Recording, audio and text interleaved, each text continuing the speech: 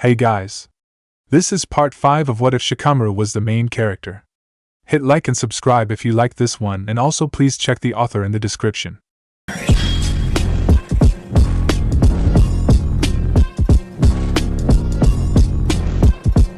Let's start. Chapter 21. Some not so unexpected allies. Chimio Street Playground. Having secured Izumo Kamizuki's loyalty, I then started seeking out next best source of information someone in my position could get. Look underneath the underneath. With my current standing as a 12-year-old genin, it was impossible to get into contact with those holding obvious influence. I did not have the money or resources. I wasn't about to go steal from my own father. I'm not stupid, and even if I did, those people were already bought out. Prodigy or not, I was aware that there were other intelligent people in Konoha. People with experience. People who already had a stable income of power. Why switch your loyalties from something clearly working now, to gamble on a kid? It was an unwise move, and the power gain was not one with idiocy. No, I'd have to prove myself and start from the bottom just like everyone else first. It worked out for me, because I didn't want to target the big and powerful people immediately anyway. The entire point of being just a genin was to be subtle and unnoticed. And this was enough to keep me going. I was a ninja. I didn't need things to be official. Not having a stamped and signed piece of paper didn't make the state of the world any less true. There were so many people in the world who had influence and knowledge, despite not having titles or even shinobi training. People who were considered to be unimportant by others. People who might even consider themselves unimportant. People who didn't know just exactly how much power they actually had. The Hokage was on his own side. But one step away, his office drones, like Izumo and Kotetsu, were not. In the same way, Danzo was unreachable, obviously, as were the other two elders on the Hokage's council. But their grandchildren were not. Who are you? Konohamaru glared up at me, wrinkling his nose. I'm Shikamaru. I'm Naruto's teammate. His attitude did a complete flip at that. You know Naruto and I? Yes. He's training very hard for the Chunin exams right now. I know, Konohamaru sighed, kicking a rock sadly. Ever since he graduated and became a real ninja, he hasn't had much time to play with us anymore. Yeah, well, the life of a genin is pretty busy. But if you like, I can remind him to drop by more often. His face lit up. You'd do that for me? Of course. He hasn't forgotten you, don't worry. He just really wants to pass the exams, so he can become stronger. Just like you, right? Konohamaru punched the air. Yeah, say, I said, channeling a bit of Irika-sensei, while we wait for the exams to end, do you want to spar? I have a lot of free time right now, because I'm not as good as Naruto and didn't make it into the third round. Everyone else in my year is off doing other stuff, but I figured, since you followed Naruto around a lot before, you should know a thing or two about being a strong ninja. Naturally, they ate it all up. Yeah. Let's go. I bet we can totally take him. Konohamaru cheered. I don't know, Udon said, wiping his nose on his sleeve. I mean, he's already a genin. Don't worry, I told him. We're all Konohanin here. This is just a friendly spar. It wasn't the most interesting thing I'd done, fighting with 3 8-year-olds. In the back of my mind, I wondered if this was how Kakashi-sensei had felt fighting us, 3 genin fresh out of the academy, during that thrice-be-damned bell test, who also happened to live in the same house as the Hokage and 2 of his advisors. Your grandmother is Lady Koharu, right? I asked Moegi. I hear she does important things in the village. She's boring, Moegi shrugged, trying to jump on my back. All she talks about all day is boring stuff. Like yesterday, she and Udon's grandpa did nothing but drink tea and complain about San Nin and some one-tail thing and what's-his-face. Like, hello?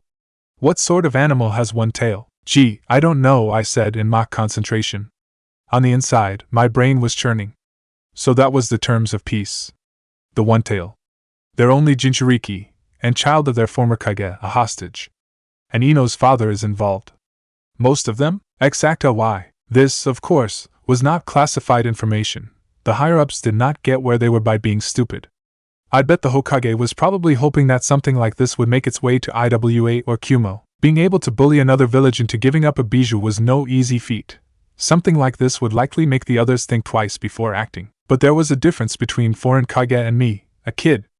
A close friend of my family was involved directly in this, and yet I would have never found out anything had I not thought to ask the exact right people. So how about you, Konohamaru? What's your grandfather been up to lately? Dodge. Kick. Weave. Backflip from a tree. Nothing new. I've been learning lots, but the old man's still the same as ever. I mean, he's super nice to me, but I feel like he doesn't take me seriously, you know? Yeah, I understand, I said, surprisingly completely truthful. Even as genin, adults don't think much about us. And actually, even adults get talked down to by older adults. It's a whole entire pecking order of grown-ups. How old do I have to get before I get a little respect around here? He sighed. It's nothing to do with age. I was speaking to myself more than I was speaking to them. Respect is earned, not given. And some people never give out any respect as long as they live. Or they give it out randomly. You just have to deal with that however you can, I suppose. Life isn't perfect, and it isn't fair. Konohamaru huffed frustratedly. Hey, I told him, don't be mad. Everyone starts out like this. If you want to earn respect from your grandfather, just work hard and become more knowledgeable. It'll be years and years before you know enough jutsu to surpass the Hokage, but simply understanding the boring parts of his job is a lot easier. There's more to becoming strong than just beating up bad guys. But it's boring, Moegi whined. That's what adults do. The difference between adults and kids like us is that adults can put up with the boring stuff even though they'd rather be doing something else, I explained to them. So if you want to look more mature and get more respect, figure out exactly what that boring stuff is and understand it, and then adults will start respecting you. The more they respect you, the more boring stuff they'll tell you. Yes, I know it's boring, but once you get that, you can get even more respect. Get it? So the boring stuff is a bit like money, except not as cool, Moegi pondered. No, it's not, I agreed, but you can buy things with it all the same. Except, instead of things like toys or candy, which you have a lot of anyway, you can get acknowledgement, which you don't. That makes sense, said Udon. I smiled. More importantly, you have to know those things to be a good Hokage. And you know who else wants to be a good Hokage, besides you? Naruto? Moegi said. Naruto, I confirmed. I guarantee you, the easiest way to get Naruto to hang out with you more is to have something that can help him reach his goal. We already have Jonin-sensei for jutsu, but you three can give him something no one else can give him. Boring stuff? Konohamaru moaned. Yep. Though you can't call it that anymore. If you want to be taken seriously, it's information or intelligence, like in those S-class missions. Whoa! So is this an S-class mission? Sure. Which is why you can't tell anybody about it. Actually, it didn't matter if they did. The Hokage had better things to deal with than our silly games. Unlike Kumo or Suna, I didn't plan on being a threat to my own home. Except Naruto, of course. Everything you learn, you have to make sure it gets to Naruto, okay? Yes, sir! Moegi declared, going into a salute, and then they all fell over giggling. I can see why people agree to become Jonin-sensei, I thought. They're so cute. And then 2 seconds later, I realized, with horror, oh god, I sound just like Kakashi-sensei. Training Ground 8, Gaara crushed the flowers underneath his feet. But they didn't squash completely. So he took some of his sand and ground it to sap. There. Now they were completely squashed. He wanted to kill something, but he wasn't allowed to until the plan happened. Well, not people, at least. A squirrel was jumping around at the edge of the tree line. It noticed him, and scampered away. His finger twitched. Just a little, no one will notice. The next thing he knew, a giant green and pink thing had engulfed him, and that was all he saw before everything went black. The Hokage's office. The Hokage's eyebrows disappeared underneath the brim of his hat. Already? Really? I would have expected a bit more fight. Hey! I can be sneaky when I want to. Jiraiya protested. The Hokage shrugged. Well, this is the same boy Tsunade failed to contain for the past 12 years. That's because they didn't have awesome magical gourd toads. Alright, Jiraiya? If you say so. I trust the sealing went properly, as well as it could have. One of the rare cases where I'm actually thankful for Orochimaru's experiments. Whatever he designed the 5 elements seal for, it was useful enough here. I thought it would be safer to deny him access to chakra altogether until he's sane enough to control himself. We're currently housing him in an A&B unit outside of Konoha just to be safe, Jiraiya reported. If I may ask, what exactly are your plans for him, Hokage-sama? I'm going to try to make whatever remains of his childhood happy, his former teacher said, and Jiraiya was surprised to see the kind old man peeking out from the hardened lines of his face. He'd been afraid that man was gone. Yes, it'll be a nice slap in the face to those Sannin, but it almost feels like I'm starting over. I didn't want to subject Naruto to this sort of isolation, but sometimes I wonder if it would have hurt him less to not have to face the villagers' scorn. About that, Jiraiya interrupted, I'm not so sure anymore. It's, well, not to disrespect Inoichi, but Gaara is different from Naruto. The monster was introduced into him with a faulty seal before his brain had even properly formed. He might be a lost cause, sensei. To you maybe, Sarutobi-sensei said, but not to Inoichi Yamanaka. Have a little more faith in his skill and determination, Jiraiya. He will not give up on Gaara until he succeeds, until the end of the earth, if need be. This I promise you. And how are you so sure of that? What if it doesn't work? Because Danzo's next in my queue if he fails. And just like that, the kindly man was gone, and everything was back to business again. Jiraiya opened his mouth, and then closed it. He took a few deep breaths. Shook his head. Huh. That's pretty smart. The Sandaime shrugged. Loyalty is loyalty. I don't particularly care how it's achieved. The classic brainwashing scheme, as much as I despise it, is effective. Gaara is a sociopathic killer, yes, but he doesn't torture people for fun. A bit harsh, don't you think, sensei? Jiraiya asked. Perhaps when he actually becomes one of us, I might change my mind, said the Sandaime. I try to think of all people as people. Unfortunately, when it is my people's lives at stake, I am not averse to thinking of others as not. We look out for our own.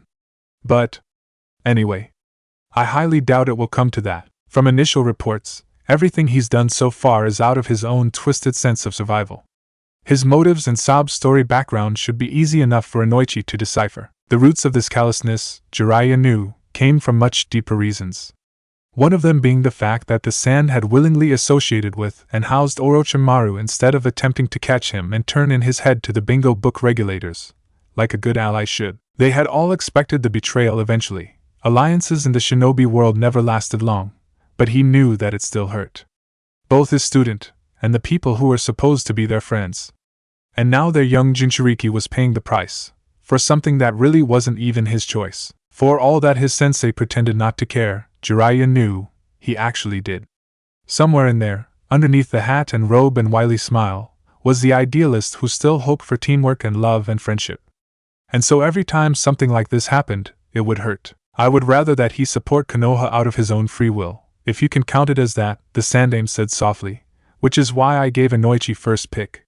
The mindless soldier archetype is just a backup plan. Luckily we do have a few secret weapons up our sleeve to ensure it never comes to that. And what are they? The Sandaime shrugged. Kindness, Jiraiya deadpanned. In the shinobi world, anything and everything is a weapon, including kindness. Kindness, love, friendship, camaraderie. To those who do not understand it, they are virtues that have no place in war. But you and I both know, Jiraiya, that emotions are what motivate a man long after his body quits on him. The Sandaime leaned back with a smile. And what other hidden village but Konoha has learned to weaponize kindness so well? Weaponizing kindness. Now there's an idea, Jiraiya mumbled. I should have expected that. Of course Konoha would weaponize anything that could be weaponized, even kindness. Even effing kindness isn't safe from becoming a tool of war. The Sandaime grinned wryly. You wouldn't believe what amazing things can happen when a person who has been starved of love his entire life finally gets his hands on just a little bit of it. See, Jiraiya, the thing is, ideally, within a few years, Gaara will have become mentally stable enough to actually control his own powers. And when he does, the Sand will see what they're missing and demand him back.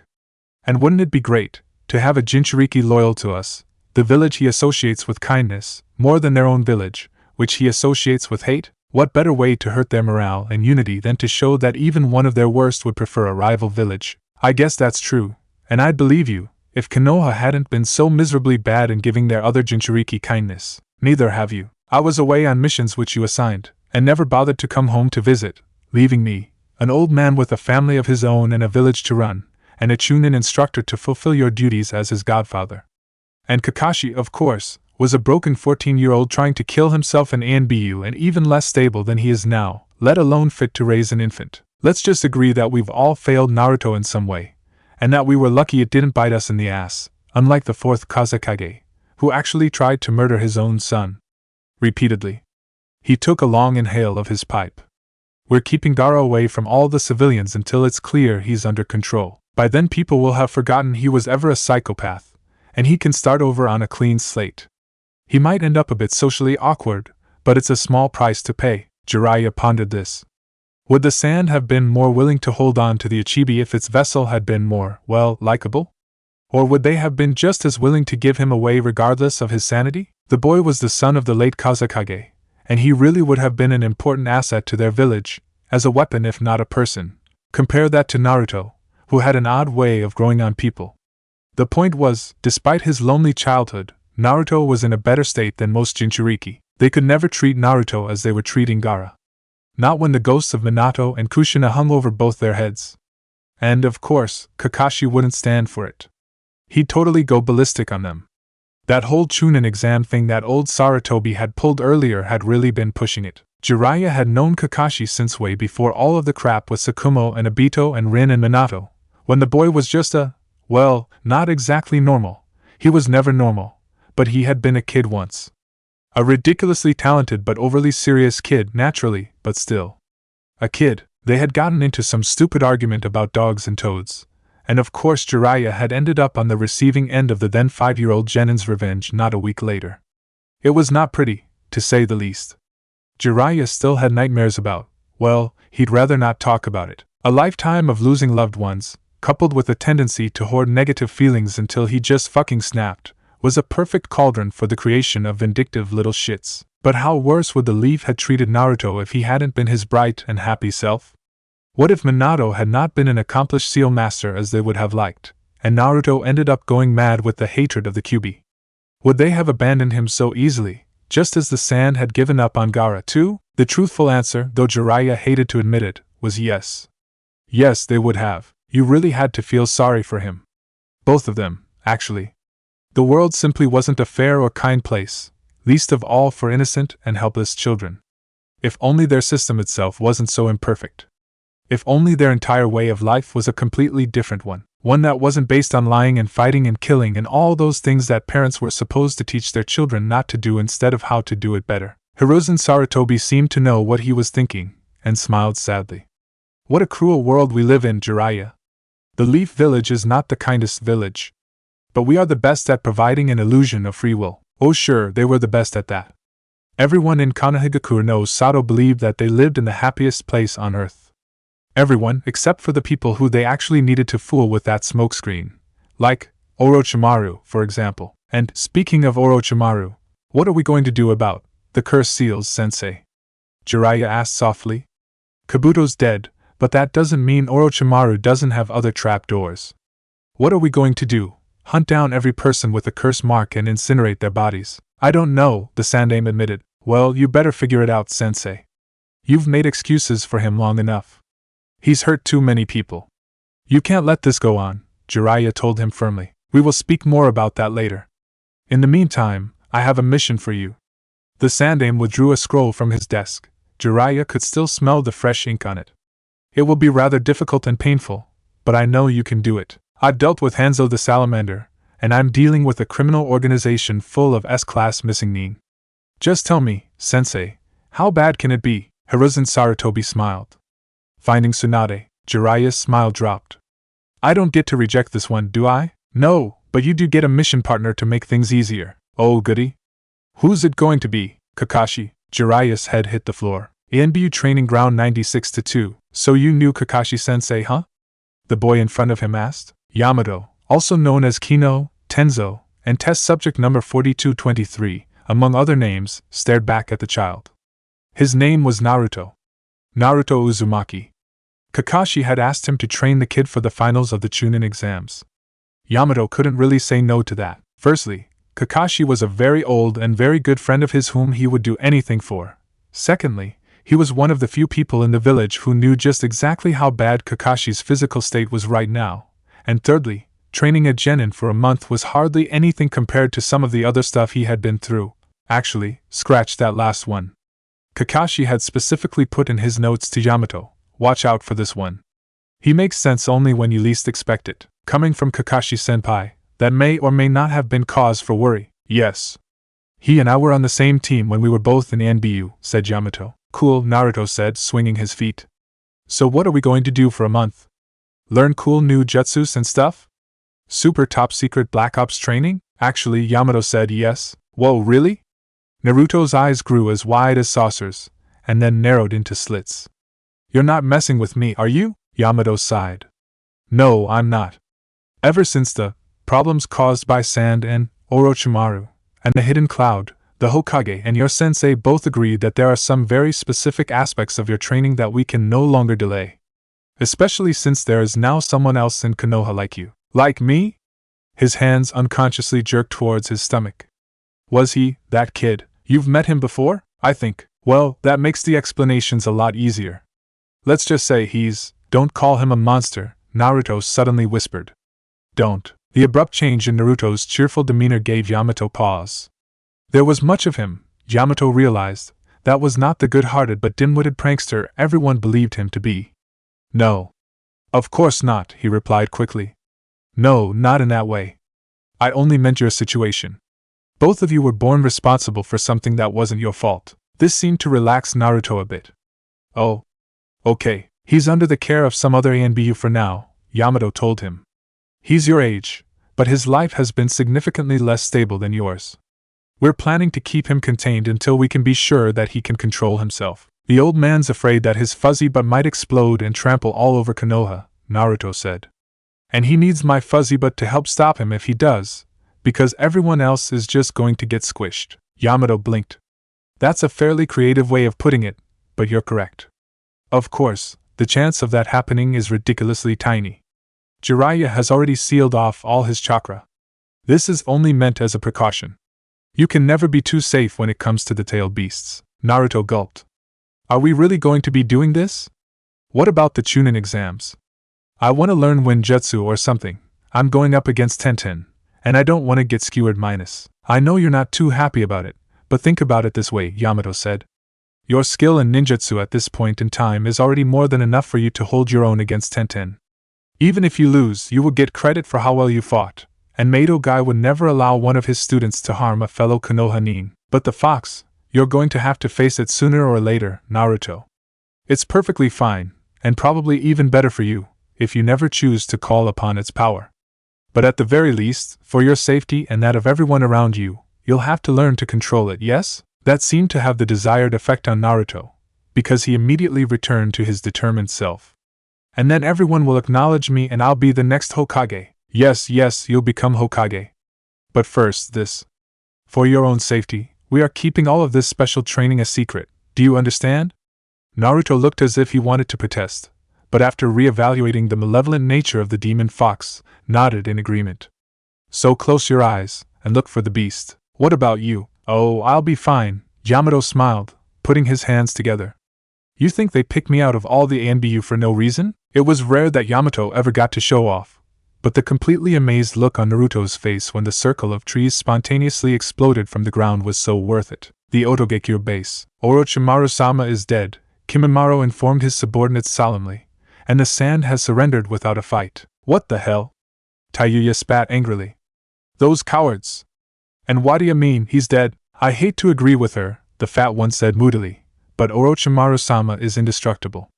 His power is greater than any other. His body was destroyed before he could possess another one, Kimimaro explained. That is what I said. He is indestructible. How can he be destroyed? Rumors say it was the copy nin, Kimimaro said curtly. That's rubbish.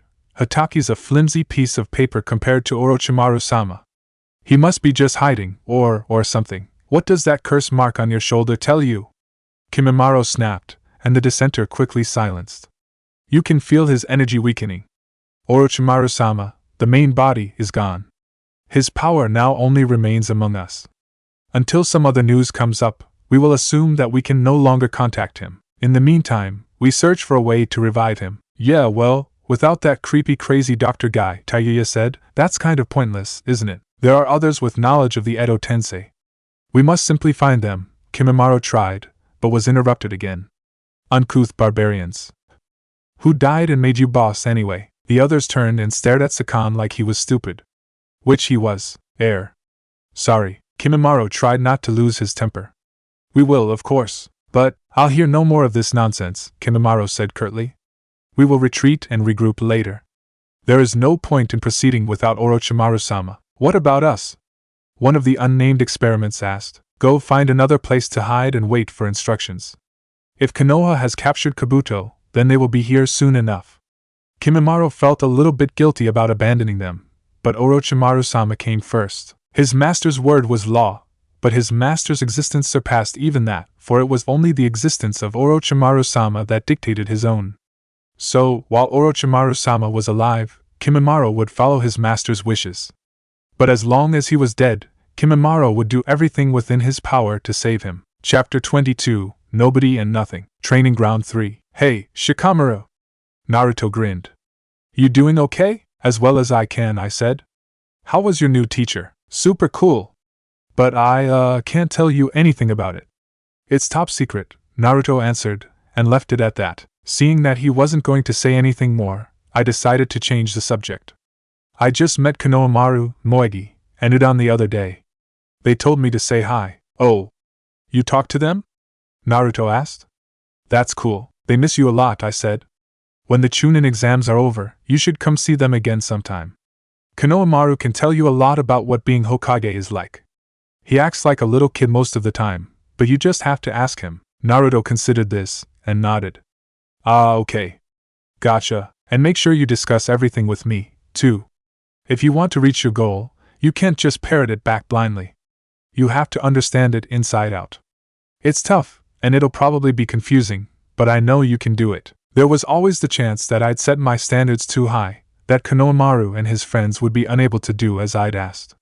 But I had been careful in scouting them out and determining their reliability. Given what they'd offhandedly told me about something that didn't even interest them in our small bout of interaction, it was clear that they were naturally a very observant group of people. If only they were dealing with things that mattered to them. Naruto, too, he might have acted like an idiot for most of his academy days, but those times were long past. If they were taking this seriously, and I knew they were, I'm gonna be the next Hokage. Was hanging in the balance, after all, then they would continue to improve their skills now that they were actively paying attention. Konohamaru had not been difficult to read. He was flighty, like Naruto, but give him the right goal and he'd never give up. And if they didn't, and got bored or forgot, no harm done. The things they let slip to me by accident were better than nothing at all. So Konohamaru and his friends were only 8. Well, we were only 12. It didn't mean we had to stay helpless. I refused to be caught unprepared again. Naruto broke out into a bright, excited smile. Sure! Because I'm going to be the next Hokage. And also, Konohamaru's my friend, and friends listen to each other, right? Right, I said, wondering if this was manipulative of me. Was it? Nah. It's not that different from the bell test, when I couldn't communicate to Naruto what was going on right away. Right, it's not as if I'm hiding anything from him, well, maybe a little. But it's not going to hurt anyone. Konohamaru and his friends will get their grandparents' approval, Naruto will hopefully learn a thing or two about being Hokage, and I'll be kept in the loop. I'm not doing anything bad, I'm just making sure we don't get sent into a war zone again. Ino was now approaching, so that was a cue to tuck away that particular conversation. I had a few ideas on what she could do to help, since she was in the same boat as the rest of us, but I didn't want her to be as buried in this as deeply as I was, if at all possible.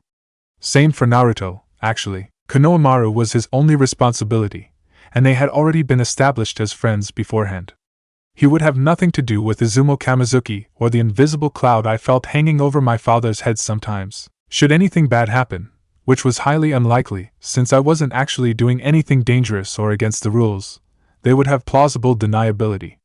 This was my way of balancing teamwork and safety. I was only doing what made sense, perfect sense. Right. Before I could debate any further, however, Kakashi-sensei's familiarly irritating voice cut into my ears. Hello, my cute students, you're not late, Ino realized belatedly. It was true. He had actually arrived 5 minutes before our appointed time. I hadn't been expecting him until a good deal of time later, but maybe that was his plan to surprise us all along. Clearly, the world was ending, as Naruto was quick to point out to us in the most unnecessarily dramatic way possible. Kakashi-sensei ignored him, as he normally did every time anyone pointed out his hypocrisy. Now, why would I be? I would never miss a chance to see my adorable little genin, Kakashi-sensei said, dripping so much artificial sugar over his words that I wondered how he didn't get sick of it all the time. I'm a ninja. I'm not adorable. Naruto protested. I'm totally going to kick ass at the finals, just you watch. Yeah. Me too. I can totally take Shino, because I'm not scared of his stupid bugs, and EW. Get it off me. Get it off me! There was a dung beetle crawling through the grass, and it was trying to climb over Ino's shoe rather than around it. Big mistake. She punted it into the next field as punishment. Kakashi-sensei blinked, and then continued on as if nothing of interest had just occurred. The main reason why I called you all out today was because I had a very important announcement to give you about my appearance in team meetings during your finals training period. Well, more like lack thereof. That is, I won't be here for the remainder of the month. I'll try to make it back in time to watch you guys in the finals, though. So, I'm sorry I can't stick around, but I'm going to be going on a very special journey on the path of life. We stared at him dryly. Is it because of the whole no ninjutsu thing, Kakashi-sensei? Naruto finally asked. Kakashi-sensei sighed and nodded. You kids were more fun when everything I did actually surprised you. If everything he did could still surprise us, we'd all have died of shock by now. You had to build up a tolerance to people like Kakashi-sensei. His personality was like being on drugs, only more cancerous and less fun. Not that I've ever tried purposely changing my own brain chemistry for the sake of personal entertainment. Naruto bounced on the balls of his feet excitedly. Where are you going? Are you gonna be training? Is it some super secret special awesome? Officially, no, Kakashi-sensei said. I'm just on leave for now, since my chakra pathways are still messed up, and it's currently beyond the help of anyone in Konoha General Hospital. That's why we're going to a specialist outside of Konoha. We? Ino asked. Someone else is accompanying me, for security reasons. Normally, I can make my way around alone, but you know, no ninjutsu. Kakashi-sensei trailed off, not wanting to explain more. That I understood. However, it didn't stop the concern from bouncing around in the back of my head. But you didn't need any ninjutsu to beat up those other bandits from wherever, Naruto exclaimed. Just how many people are chasing you, Kakashi-sensei? Pretty much anyone with enough desperation and a recently updated copy of the bingo book, Kakashi-sensei shrugged. He just seemed so dejected, and while I could easily share his feelings, I had absolutely no idea what to say. Luckily, Ino did, and I was pleasantly reminded once again why we were arranged into teams in such a specific manner. Sensei, just because you can't use it doesn't mean it's absolutely useless. You can still recognize them, or teach them to others, and look, whatever you do, remember that there's always a third way out of everything. Okay. I get that ninjutsu is a big part of who you are, but it's not the only thing that makes you, you. She looked skywards, like Kakashi-sensei had done so many times in his alternating moments of amusement and exasperation. Every cloud has a silver lining, sensei. We've told you that already, but once again, this is a chance for you to specialize in something that isn't a massive chakra eater. She looked back at him and grinned. Worst comes to worst, you can just spend the rest of your days being late to meetings and messing with people's minds, like you've always wanted, right? Thank you, Ino, he whispered. And then he seemed a little more like his usual self after that. You three. Remember to work hard, behave, wash behind your ears, stay out of trouble, speak for yourself, and respect your elders, Ino, because I don't need any of that sass coming from you. Now, if you'll excuse me, my mission partner is waiting for me at the gate, so we'll have to say goodbye for now. Waiting? As in how long? Ino asked skeptically. 3 hours? Kakashi-sensei let out a badly dramatized gasp, not that any of us would believe his feigned offense. I'm not late all the time, you know. Ino rubbed her chin, as if counting, and then nodded. No, you're right. Not all the time, thank you, just most of the time. Insolent children, late person, goodbye, hypocrite. ENBU Training Ground 96-2. Stop worrying so much, Naruto, Yamato sighed. Learning to master the power of a tailed beast takes years and years. And you've got 9 tails to get through, more than all the others. There's no need to rush. Really, I'd be impressed if you got the first tail down by the end of this month, let alone all of them. Naruto groaned. I just want to get it over with. He loved training and learning new techniques. Yamato's tree thing had been so cool, and he'd been so mad when he learned that it was a bloodline limit he couldn't do. Naruto hated being told there was something he couldn't do, just like how Shikamaru always got that look on his face when people told him he wasn't allowed to know something. Then again, nobody else on Earth could make as many shadow clones as he could, because he was just that awesome, so he supposed that was only fair. How about this, Naruto? If you work on this to my satisfaction, I'll buy you ramen later. Okay? Yamato suggested. Ramen? Well, that always made everything better, so Naruto agreed. Okay. The wooden bars sprung up again, and Naruto sat down in the middle of the ring cage. He didn't like talking to the fox. If you could call it talking. All that jerk ever did was yell and throw insults at him. It was like it hated everything. It probably did. Naruto could sympathize a little, because he himself hated getting locked up, but at least he didn't go rampaging around Konoha, destroying buildings and killing people, when he was allowed out of timeout. Paint and stink bombs, fine, but that was a long time ago. The training ground faded out of his eyesight. He was back in that dark sewer. Silence. Silence all around, except for that occasional drip-drip of water. Here it comes. Crash. The warning rattle of the bars was all the warning he had to take cover before blinding heat and malevolent chakra engulfed him. Out of the darkness, an orange glow exploded like Ino's fire, the growl of the legendary demon fox vibrating his ribcage with the beat of his heart. Brat! It roared. You dare show your face here again? Hatred seeped from its core in bloody red waves, but the chains binding it held fast. Even if they were not there, however, Naruto would not have let that stop him. He had felt pain and loneliness before. That was worse to him than just fear. Fear and danger came from outside, and things that were outside could be seen and dealt with easily enough. Sadness, however, came from the inside, and affairs of the mind were much more difficult than that to fix. He was no mind reader like Ino, but he didn't have to be to know these things. To be able to feel had always been a part of him.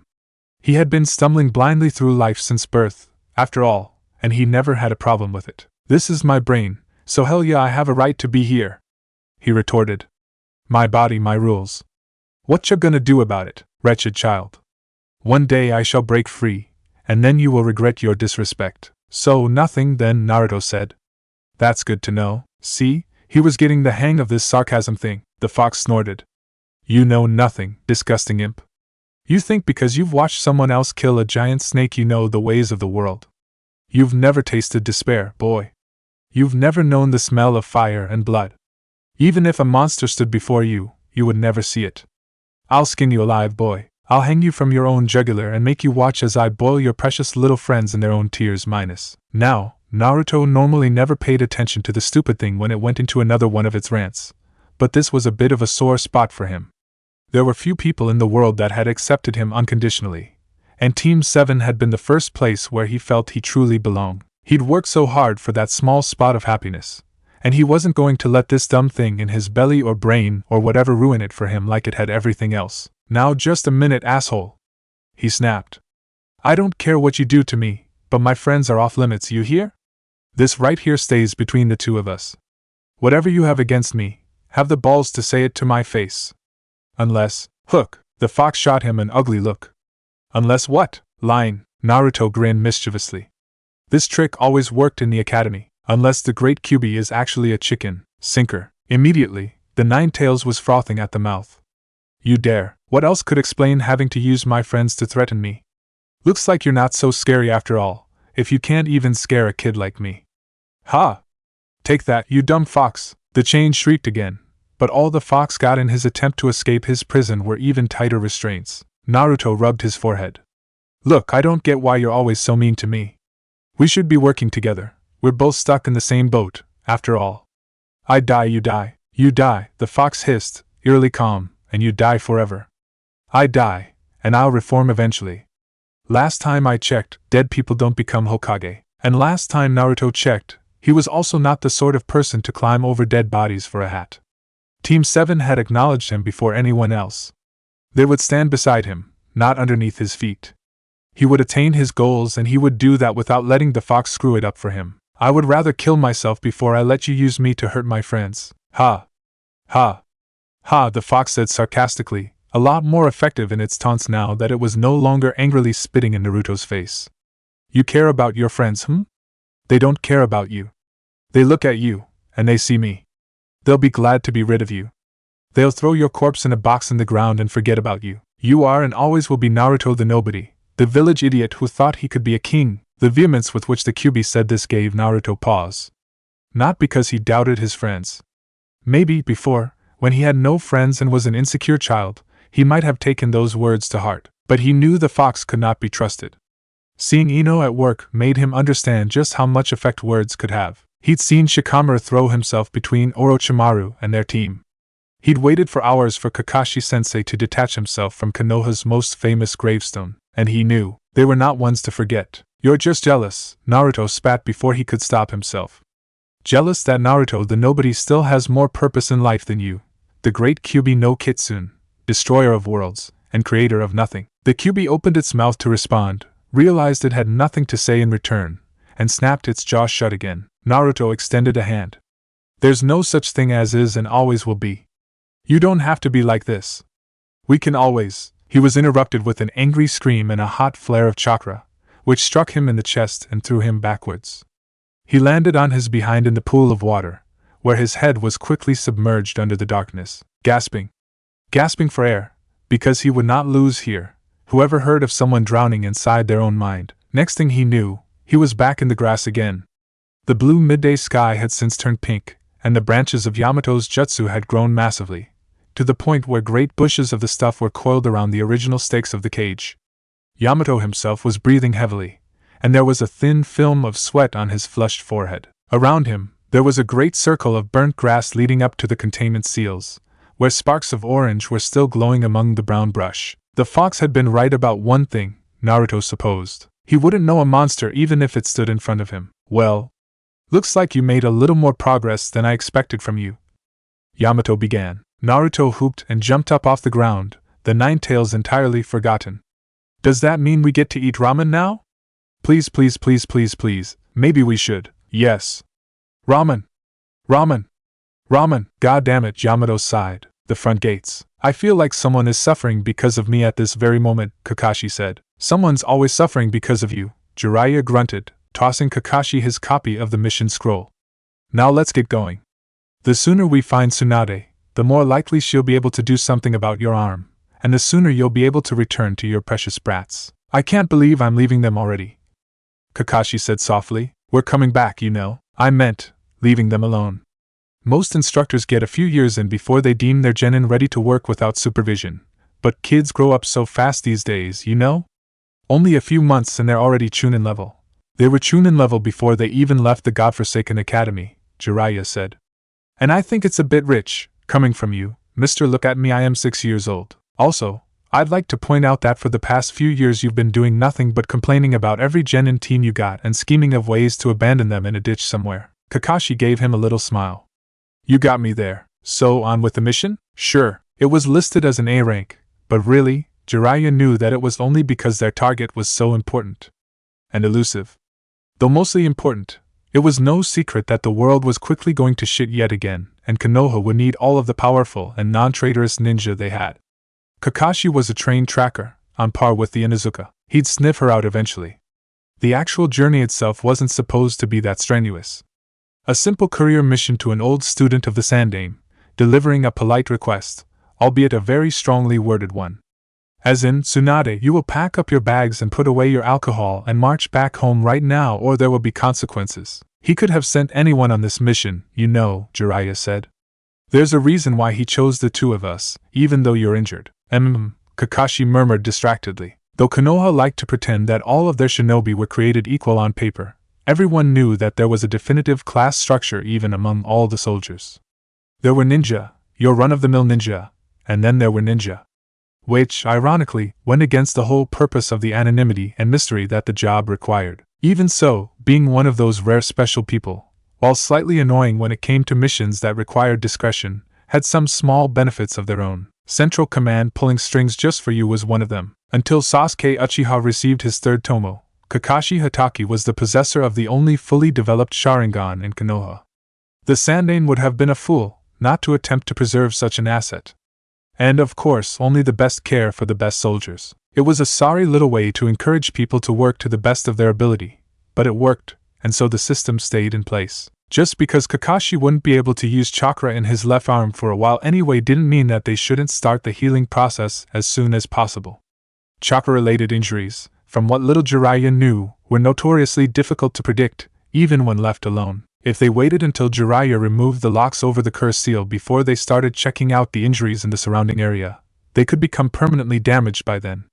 And only Tsunade had the capability to properly diagnose a region of burnt chakra pathways when there was no chakra. The point was, this mission was as much for Kakashi as it was for Konoha. They could have sent anyone else to assist Jiraiya in bringing Tsunade home. It didn't absolutely have to be Kakashi, as talented as he was. If Jiraiya didn't know better, He'd say this was the Sandame's subtle way of apologizing to Kakashi for setting up the scene that caused the chakra injury in the first place. Then again, who knew? Maybe Hiruzen Sarutobi did have that spark of decency still left in him, after all. If it had ever existed in the first place, Jiraiya knew that some of that kindness his sensei always exuded around him had to be the truth. He just didn't know which parts, or how much of it. It could very well be that this mission really was just bringing Tsunade back to Konoha, and whatever help Jiraiya and Kakashi received from her in the meantime was their own choice. After all, it well past the time that Tsunade returned to Konoha. Their old sensei may have had a soft spot for all of them, even Orochimaru, as messed up as he was, but lately his patience had seemed shorter. Jiraiya didn't blame him for getting plain tired and sick of waiting on all of them. A man of his age should have been at home telling stories to his grandkids, not stirring up trouble among fellow shinobi politicians. Or maybe Jiraiya himself was just getting better at seeing through the facade over the years. Legally, she should have been recaptured years ago. She had abandoned Konoha and was a missing nin just as Orochimaru was. The only difference was that 1, she was really causing harm to no one, except for all moneylenders she had skipped out on, and 2, none of the hunter nin were crazy enough to try to take on the legendary slug princess, drunk or not. Good thing we're even crazier than they are, huh? Kakashi asked out of the blue. Yeah, Jiraiya didn't know how he did it either. He decided to concentrate on the next town on their pathway coming up instead. Your Sharingan isn't draining your chakra anymore, Jiraiya pointed out. You can use both your eyes right now, you know that, right? Of course he did. Kakashi wasn't as forgetful or socially inept as he pretended to be. Many ninja were trained to adjust their apparent level of social skills for the sake of a mission.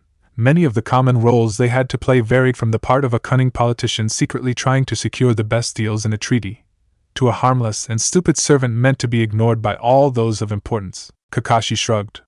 Don't want word getting out that I don't have the Sharingan anymore. People might use that as an excuse to risk targeting me more often, and you never know when one of them might actually get lucky. Jiraiya nodded. Makes sense. Too much sense. Things rarely worked out so perfectly, at least, not when the universe tended to screw itself up on a regular basis.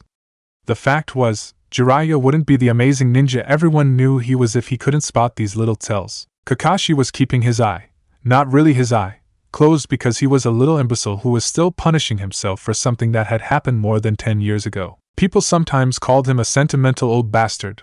Hell, people sometimes called his teacher a sentimental old bastard. But in the end, it was Kakashi who topped them all, because at least Jiraiya didn't blind himself in one eye on purpose, all because of some screwed-up guilt complex over a long-dead friend. It was too early for this crap. If only he could just ditch the mission and go on a bordello run like he normally did every time he was feeling mildly bored. Because his entire life up until this point was centered around, well, nothing, really, minus Jiraiya had been free to set his own schedule. The missions the Sandame gave him usually weren't things with specifically labeled and assigned parameters or rankings. They were simply questions asking what are so-and-so planning or how is so-and-so doing. Basic stuff that required lots of skill but no immediate answers. Unfortunately, this mission was actually a time-sensitive one, and given how pissed Kakashi seemed to be over the whole Orochimaru business, Jiraiya really did not want to be put in the same list as his old teammate. Not that he couldn't take care of himself if Kakashi really decided to try to screw him over, but there was no reason in making his own life harder than it already was. Contrary to popular belief, Jiraiya wasn't that type of stupid person who liked running after trouble for the sake of it. Well, maybe if there were enough pretty girls involved, but not if it would cost him his life, was his point. He hadn't survived for so long by being completely reckless all the time, just some of the time. Oh, and by the way, Jiraiya raised an eyebrow. What? Remember that time with the dogs and the toads, can we not? Chapter 23, The Snake Pit, the Land of Hot Water. Give it a rest, Kakashi, Jiraiya sighed, poking at the remains of their fire. No, Kakashi insisted, only to fall flat on his back as soon as the word had left his mouth. If you hurt yourself, I'm not going to carry you, Jiraiya warned, with all the tone one would use for a particularly stubborn 5-year-old. Kakashi shot him the nastiest look he could muster in his currently undignified state, and then returned to glaring at the tree. It wasn't as if the tree had done anything to him, he just needed something to take out his frustrations on. He'd thought he'd put his pride away the day Obito was crushed under that rock, but apparently some vestiges of his former arrogance still remained. He had a reputation, after all. One of the village's elite jonin could hardly be expected to allow trivial issues to bother him. But this wasn't trivial at all, was it? Going from a skill level he'd worked years to achieve back down to pre-academy level in less than a fortnight. It wasn't the nicest feeling. The life of a shinobi was all that he'd ever had since he was born, all he'd ever been good at, and now it was being taken away from him. There's a third way out, he tried to remind himself. What third way is there, when your own body won't even cooperate? The blemished surface of the tree trunk seemed to mock him. The tattered spots of bark were his marks of failure, a testament to his failed attempts at climbing a simple tree. I am Hokage Kakashi, one of the substantially best ninja from the village hidden in the leaves, and I can't even climb a tree. Now that was just embarrassing. After all the trouble Ino had gone through to reassure him, it made him feel guilty that he was still surrounding himself in negativity. He felt like an angsty teenager again. The wounded pride, the resurfacing insecurity, the fear of failure. I haven't seen Tsunade since I was a kid, Kakashi said out loud, foregoing the honorific because he was feeling too lazy and apathetic right now to bother. It wasn't as if she was here to hear him. I hope she's still as skilled as everyone makes her out to be. Not the nicest statement to make about Jiraiya's old teammate, but at least there was the word hope in it, so that had to count for something, right? Jiraiya saw him look at himself in the polished surface of his kunai, still stabbed into the tree at a painfully low elevation, and thankfully chose to say nothing. Konoha Central Hospital. Your full recovery is complete, the medic Neen told me. You're free to resume training. Finally, I groused to myself. Those are the 5 best words I've heard all week. Don't push yourself too hard, he warned, or I'll be seeing you again. An empty threat, I knew. I wasn't going to get chakra exhaustion from training at home. The thing with Orochimaru had been a one-time deal.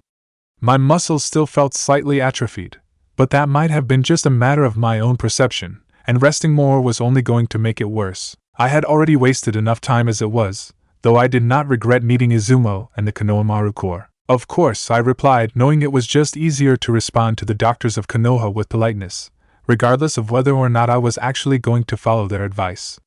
As soon as I had cleared his range of observation, I immediately took to the rooftops and ran as fast as I could back to my clan's training grounds. Despite all the crap we'd just been through, it was a wonderful time to be alive. Hearing the wind rushing by my ears, leaping from rooftop to rooftop, feeling the sun on my face, it sounded cheesy, but this chakra-propelled running and jumping was the closest thing a non-wind user could get to flying. I hadn't known how much I'd missed this feeling until my injuries had confined me to inaction for all this time. But now I had my freedom back, and that was the most wonderful thing in the world. I spent the rest of the day just doing whatever the heck I wanted to do. Throwing kunai. Practicing my elemental transformations. Water walking, taijutsu forms, checking up on Naruto and Ino, poking around in the mission rooms with the other Chunin, even chasing the deer and climbing the tallest tree in the forest to get a better view of Konoha, like I used to do when I was a kid. Did we still count as kids? I had to wonder. I hadn't felt so relaxed in a long, long time. This reminded me of those days, back when all I ever had to worry about in the world was how well my training was going. Maybe ignorance was bliss, after all, but it was too late to go back there, now.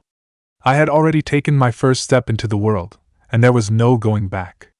The only way to move was forward. What had been seen could not be unseen, and no, I was not just talking about Gai-sensei. That thought sobered me, and my brain forced me back into thinking mode again. I could never stay relaxed for long. One of the annoying things about being, well, me, I couldn't not think.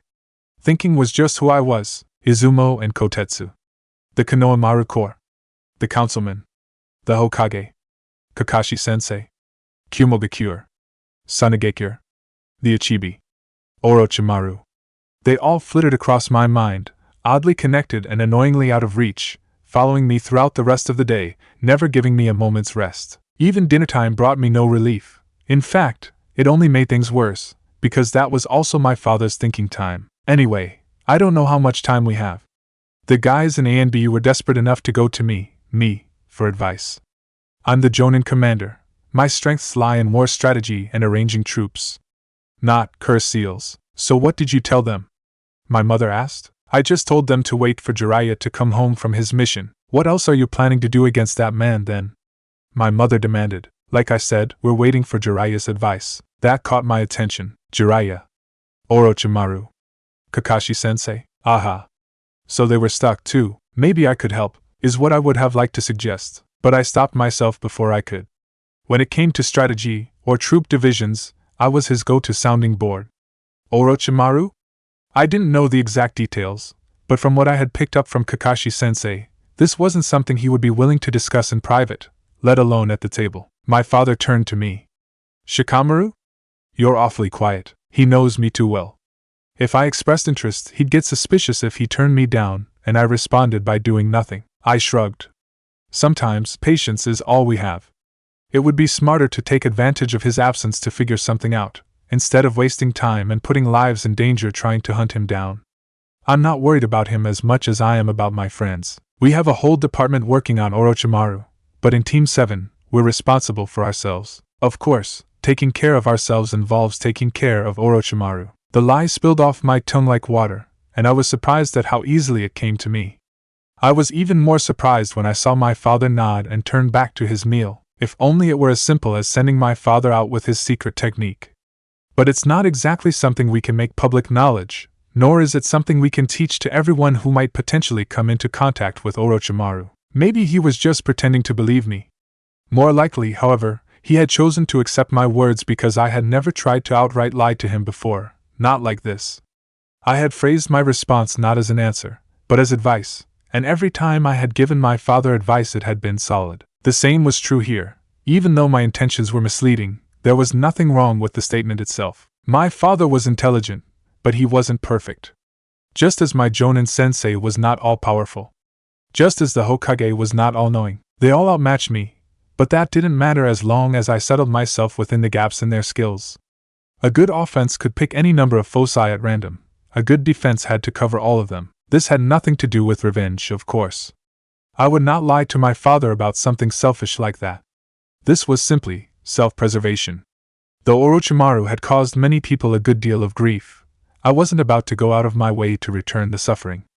I just needed to eliminate his ability to continue causing us pain. If that meant holding hands and singing Kumbaya with him, I'd do it, but of course that was no longer an option, if it ever was. I didn't want to be one of those people who fancied themselves good enough to judge the worth of others' lives, because I wasn't one of those people. It was just, there were certain individuals who simply could not coexist with others, that's all. And I could safely say Orochimaru was one of those people. My team. And Choji's team, too. This is for them. Though the Hokage had reassured me that his insane former student wasn't capable of doing anything in his current state, I still couldn't rest easy. After all, we had both thought that Jiraiya would be capable of fixing Kakashi-sensei, and we had both ended up wrong. I had to talk to Ino. Or her father. Maybe they would. No? No, bad idea. I couldn't let anything be traced back to them, and anything I asked them would make its way back to my father anyway. Besides, Ino's father was already occupied with a different psychopath. Not to mention, they were in the middle of training for the Chunin exam finals. I couldn't expect them to put everything down to deal with my problems. For the first time since the second task had ended, I was starting to feel like driftwood, floating around without companionship. Kakashi-sensei was gone, Ino was training with her father, and Naruto was probably pranking that poor NBU friend of Kakashi-sensei's to death. Logically, it was an unreasonable sentiment. I had my family, and Naruto and Ino didn't take up the whole day training. Team 7 still had plenty of time to regularly meet and talk, but there was that little ice cube of doubt hiding behind my brain, hissing, "You can talk to them all you like, but you know they don't truly understand the concerns you have to face." The worst part of that was, it was true. I could probably make them understand, but I didn't want to. Giving them a heads up about danger was enough. I could shoulder the rest of the stress involving Central Command, because I had chosen to go wandering into that territory. It wasn't right to make Naruto and Ino do the same. This was slightly scary, quite concerning actually, but I'd be a sorry excuse for a person if I gave up just because of that. Dangoya. Anko spat the dango stick at the wall, where it embedded itself perfectly between the panels. "Ha!" she crowed. "I win," Genma scowled, but he knew better than to try to skip out on her. "If we had been using actual Sanban, I would have won," he pointed out, reaching into his pocket for his crumpled wallet. "Well, the bet was on dango sticks, so pay up, loser," she snapped, holding out her hand. Genma shoved the bills into her palm with a good-natured grunt, and stalked away. "Smell you later, whatever, Mitarashi," Genma yelled back. Anko leaned back in her chair with a grin, intending to spend the rest of the day planning how to best use her ill-gotten income, only to have someone catch the bench and force it back upright again. She whipped her arm around instinctively, expecting whoever was behind her to respond with a pained grunt, but all she caught was air. Her confusion quickly turned back into ire when she realized that her missed target was only a boy who couldn't have been more than 12 or 13. He had a forehead protector, but no other distinguishing attributes. A genin, then, and a Nara by the look of his face. "I know you," she growled. "You're that other annoying little shit on Hitaki's team." The first one, of course, being Hitaki himself. "I'm flattered that you think so much of me," he deadpanned, "and I apologize for interrupting your fun, but this really is important. Direct, aren't you?" Anko crossed her arms. "You're a direct person," he shot back. "Fair enough. Now what could be so important that a kid like you would approach an amazing, sexy ninja like me?" Anko leaned forward and let her coat slip open around her chest, but the boy didn't react. Not even stuttering, or an outraged order to cover up, like the last Hyuga she'd done it to had done. "Now that's no fun," she whined internally. "This normally works, at the very least, a downward glance and blush.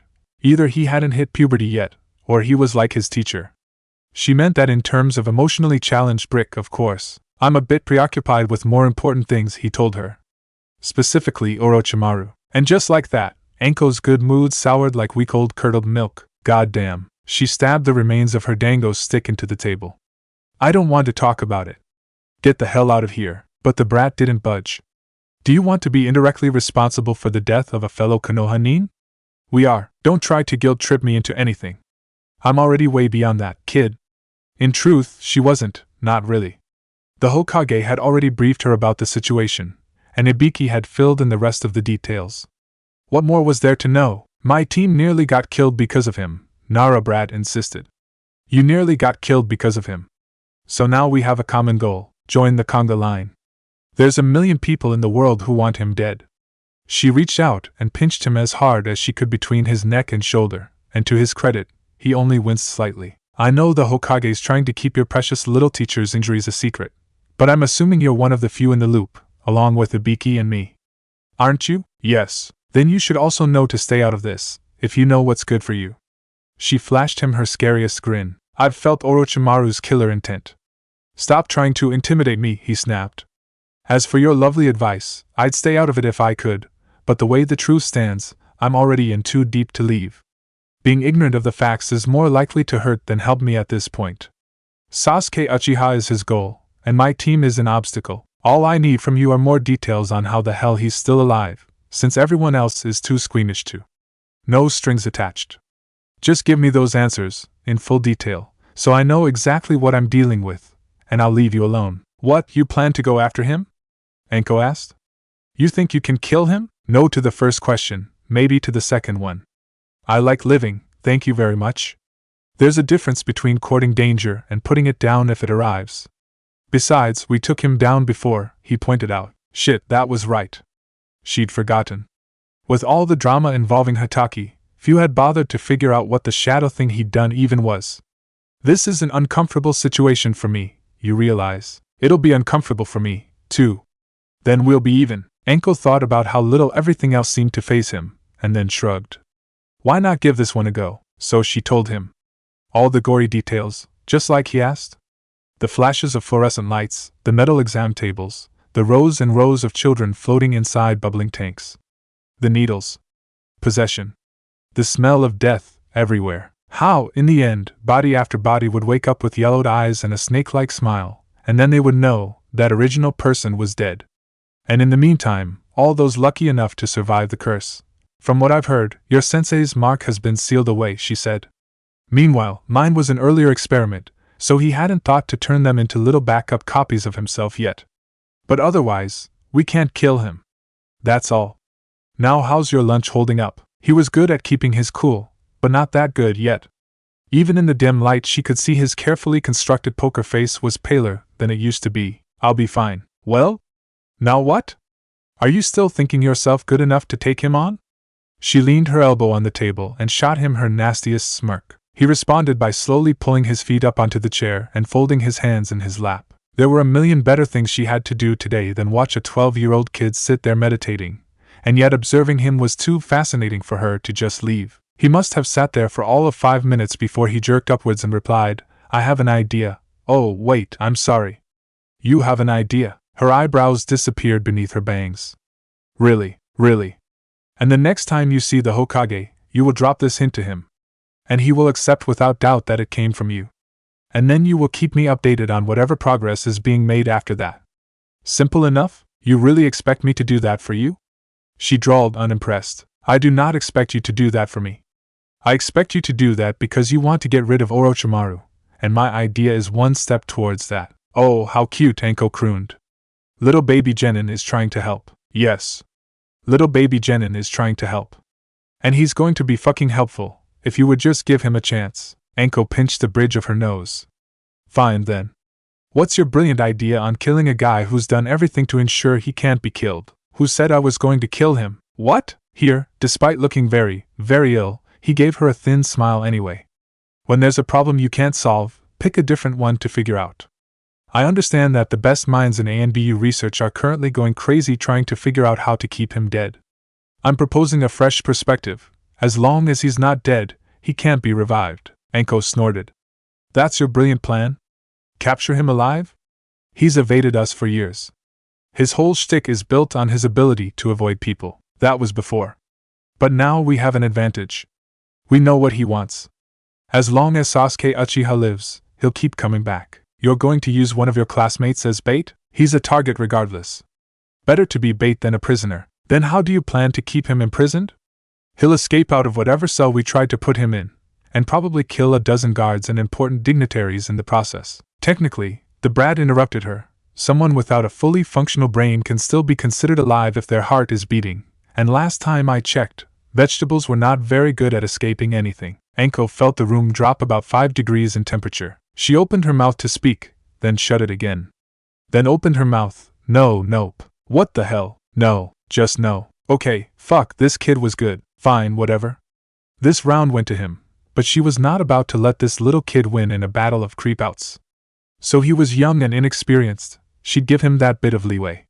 But he was nowhere near her talent for brutality yet. Too clinical. Too logical. Not enough crazy. Plus, the look in his eyes gave him away. His whole face was way too frozen to be natural. She could tell, quite obviously, that he was only saying these things to get a reaction out of her, to get her to acknowledge him as a useful ally, not because he truly believed in them. Well, if he couldn't put his money where his mouth was, then no dice for him. That sounds like a perfectly humane and reasonable mode of action, she hissed playfully, returning his glare. Your turn, little one. You really think you're up to it? He tried to cut through me to enslave another one of my classmates.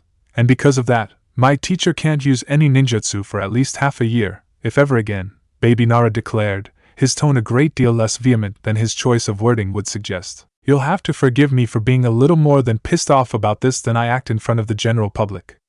If he didn't want to take responsibility for his actions, he shouldn't have messed with my team in the first place. The Hokage has made excuses for him for far too long. I don't know.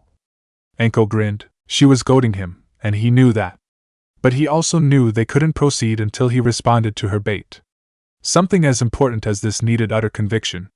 She couldn't just let him talk smack for the sake of talking smack, only to back out at the perfect moment to make an even bigger mess of things. Because that was what happened when people came up with good plans and then didn't follow through.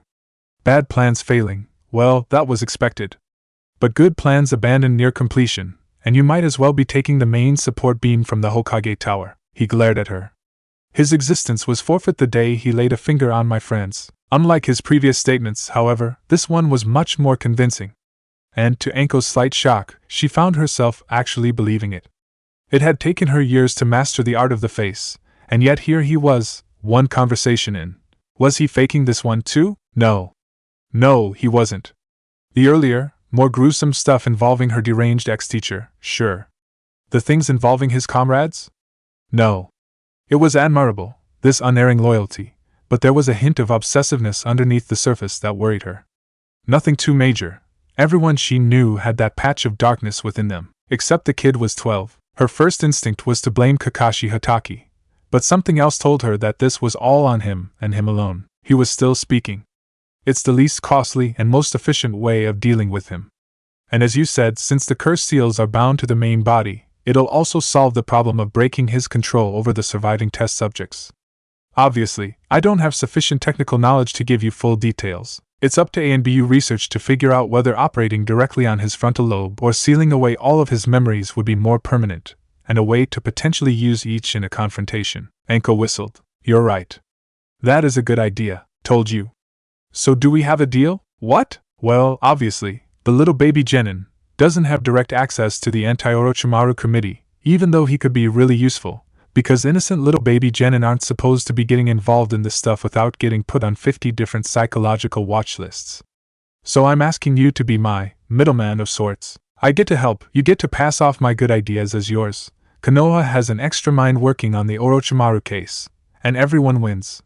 He leaned back, surprisingly smugly for someone who looked like he was about to throw up 5 minutes ago. Anko's mind raced. On one hand, his offer was insanely appealing. On the other hand, you say you're doing this to help? She asked. Yes. Of course. This isn't just about me.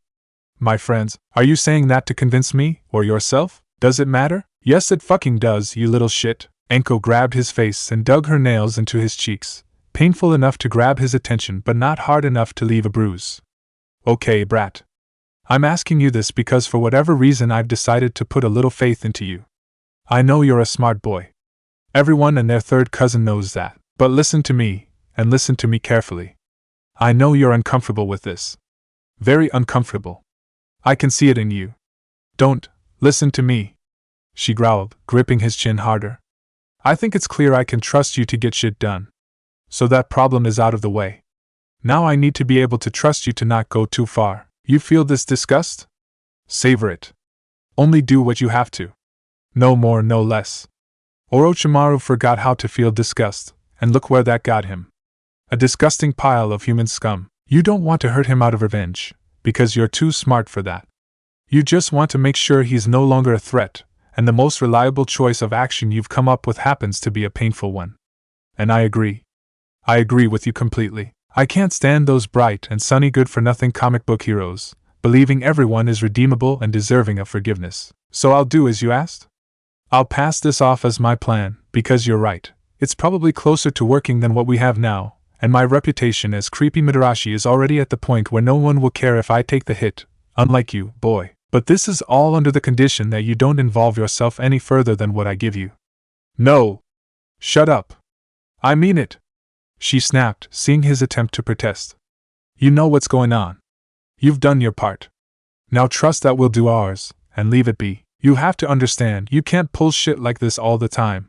You can't let this consume you. You can't hide behind my skirts forever. One day, you're going to have to take responsibility for your own ideas, normal or fucked up. Orochimaru's already dragged too many other people down to his level. You absolutely cannot let him do the same to you. Cap ice? He nodded mutely. Good, Anko breathed, and she felt herself soften for him, just a bit. Now scram, brat. I've got things to do and time to waste. None of which involve you. He nodded, gave her a lazy salute, sharply pivoted on his heel and disappeared.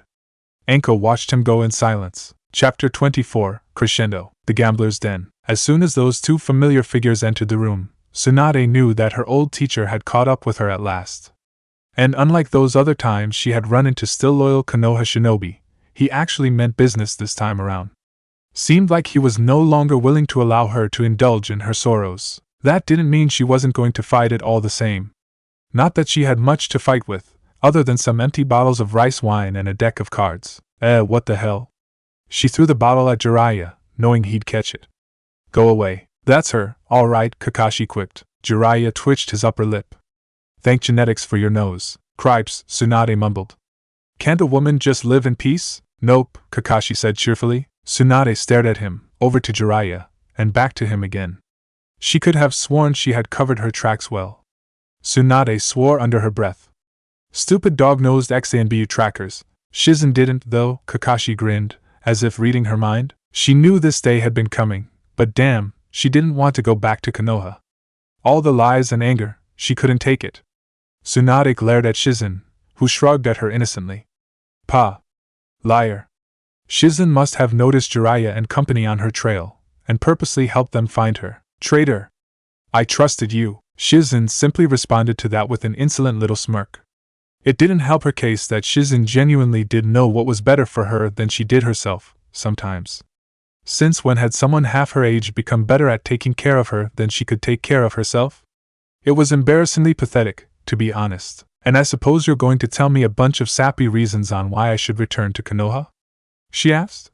Let me guess. Blah blah blah will of fire blah the leaf needs you and your old teacher misses you blah blah blah and also some girl wants to be an amazing medic neen just like you and you have to come back so she has a proper teacher because she's like the most talented little thing in the world and it would be a shame for it all to go to waste? Well no. How about it's your grandfather's village and you ought to return? No, you're wasting your life away with all this gambling and drinking then. Nope. Then for God's sake, what is it? Well, Kakashi scratched the back of his head. I think I met some old friends of yours, and they really want to see you. I thought I'd lead them here to convince you instead. That's it. Tsunade snorted. Please. That's even lamer than the other ones. Get out of here. I don't have friends. They're all dead. Thanks, Jiraiya said dryly. I actually think you do, Kakashi said. No, I mean they really want to see you. They expressly wish that we find you. And there's a lot of them, too. They're all waiting right there for you, actually. Tsunade narrowed her eyes, peering out the window, and dropped her cup of sake. There was a loud clatter, and every single head in the bar swiveled over to the source of the noise as the cloudy liquid dribbled over the ground and slid between the cracks in the wooden floorboards. Debt collectors. At least 20 of them, all standing outside the door. Now, Tsunade knew that she'd be able to punch her way through the lot of them if she really wanted to, but the entire place was watching her now, and it would be a tad inconvenient if someone witnessed her attack all of those civilians. And she knew that if Kakashi and Jiraiya found her now, they'd be able to find her again, and they, well, Kakashi, might just lead those debt collectors to her, again and again and again. You little bastard, she hissed. Actually, my parents were married, Kakashi said, his impish grin uncharacteristically bright in comparison to the rest of his surroundings. Jiraiya was making the universal hand sign for please don't kill me. Still the same as ever, I see, Tsunade muttered, pouring herself a new cup of sake as Jiraiya quickly cast a genjutsu for privacy. She had woken up in a particularly foul mood today and this little surprise party had not helped. How she really wanted to bash that little brat's skull in. Fine. What do you want? Kakashi got straight to the point. If you come back to Konoha, we'll settle your debts. That caught her attention. You would? Yes. All of them. She narrowed her eyes. What's the catch? Like I said, you returning to Konoha? That's all. You come back willingly, and we pay your debts, allow you to retake your position at the hospital, and pretend your absence was all a result of a long training sabbatical, funded by Konoha. What if I still say no? Tsunade asked. Then you will be branded as a missing nin, and we will have to take appropriate action. He took a step forward. We can do this the easy way or the hard way. Your choice. Are you threatening me? Maybe? Kakashi said, and oh, she could just see the smirk under the mask. I'm still trying to figure out the difference between blackmail and extortion. Tsunade stood up, fists ready to strike. Kakashi drew a kunai. Jiraiya looked horrified. Are you going to challenge me to a battle of strength? She hissed. No, I'm not that crazy, Kakashi said. That's right, bitch, Tsunade thought with a hint of pride. But I am crazy enough to do this, Kakashi added, and to her horrified surprise turned his knife inwards so that the blade touched himself. Tsunade froze. Shit. Memories of bloodied bodies and dead lovers danced across her blackening vision. The smell of alcohol grew stronger, and the sounds of wars past deafened her ears. Then the nightmares cleared, and she was back in the present time, still facing a distinctly bloodless Kakashi, still posed with his weapon hovering dangerously close to his own flesh. She turned to Jiraiya challengingly, only to falter when she realized just how tired he looked. Not the I have a hangover and it's too early for me to be uptired. More like the I've just been through hell and back to deliver to you the worst news in the world and you won't like what I have to say and I know you won't like what I have to say but I am going to have to tell you anyway even though I really don't want to tell you because it's extremely important sort of tired. Great. We do need you in Konoha, Tsunade, Jiraiya sighed, placatingly. If you please, Tsunade-sama, Kakashi added, as if he was some sort of butler instead of the shidiest little shite to walk the earth. The Sandame's patience wears thinner every day. Oh, so it was Tsunade-sama, now, was it? Tsunade thought bitterly at being outmaneuvered by a brat one whole generation her younger. But the prospect of having all her debts settled was a very appealing one.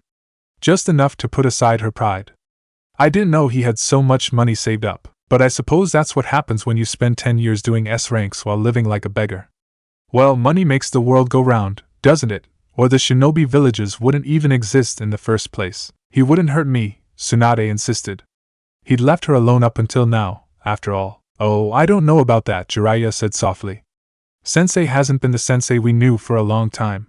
He's a changed man, Tsunade. He's hardened.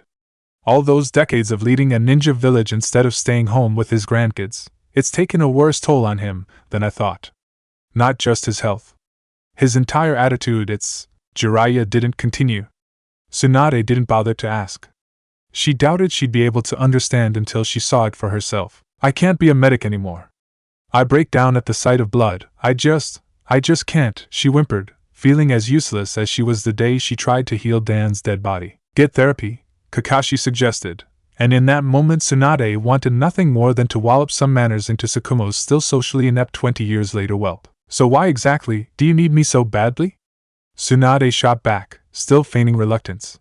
It didn't matter if she was on the disadvantaged side in this bargain. She could still get a slightly better deal if she made all the right moves. Luckily, she was a much better negotiator than she was a gambler, for there wasn't so much luck involved as there was skill. Kakashi glared at her. Tsunade ignored him. There were many things that still affected her, but the annoyance of other people wasn't one of them. Least of all the annoyance of someone who was normally the one annoying others. I don't know if you've heard, but Orochimaru returned. He attempted an attack. Orochimaru? Tsunade asked, trying not to let anything show on her face. Unfortunately, she didn't succeed, and belatedly realized that even now, decades later, when she thought she had already forgotten everything, her old teammate still had his icy cold claws wrapped around her neck. She couldn't believe she'd once had a crush on him. It was, ugh, so disgusting. She needed more alcohol. Alcohol was a natural cleanser, right? He's gone for now, but he left behind many backup plans to allow himself to return to life, Jiraiya explained. Curse seals, Tsunade.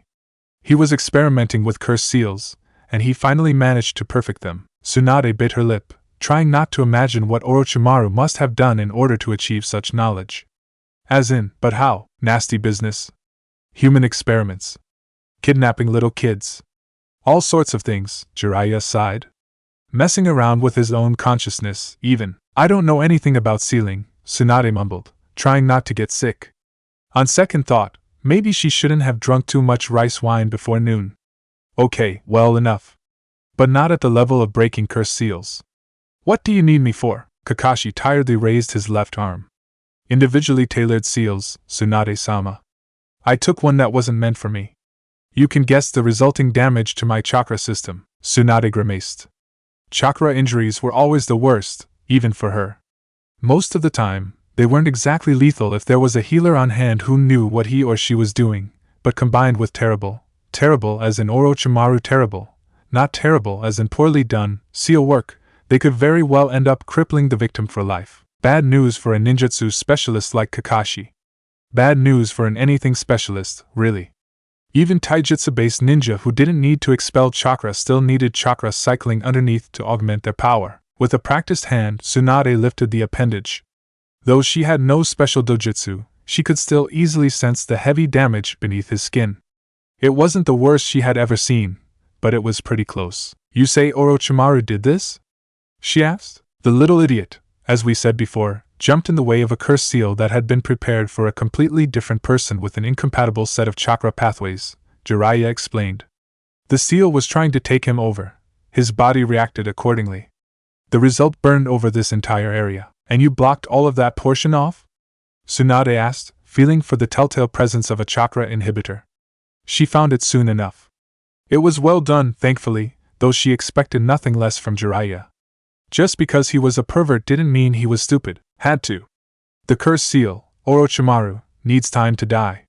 The only way I could do it was starving it of chakra with trap gates and inhibitors, Jiraiya shrugged. I see, Tsunade muttered. She sighed. The chakra inhibitors were the only things keeping Kakashi alive at this point, so she couldn't touch them at all. But the same chakra inhibitors were also what prevented her from doing anything more to help Kakashi's arm. I can't even touch your burnt tenketsu until after Jiraiya gives me the all-clear on the curse mark. What about after? After that, well, I might be able to restore partial use to your original pathways, or grow new pathways around them. Either way, they won't be as efficient as they once were. The Sharingan's barely on the border of the blocked region, so that has a better chance of getting back to working condition, but no promises. Speaking of which, without chakra, it's just acting like a normal eye, so why don't you uncover it? Kakashi shook his head. I can't.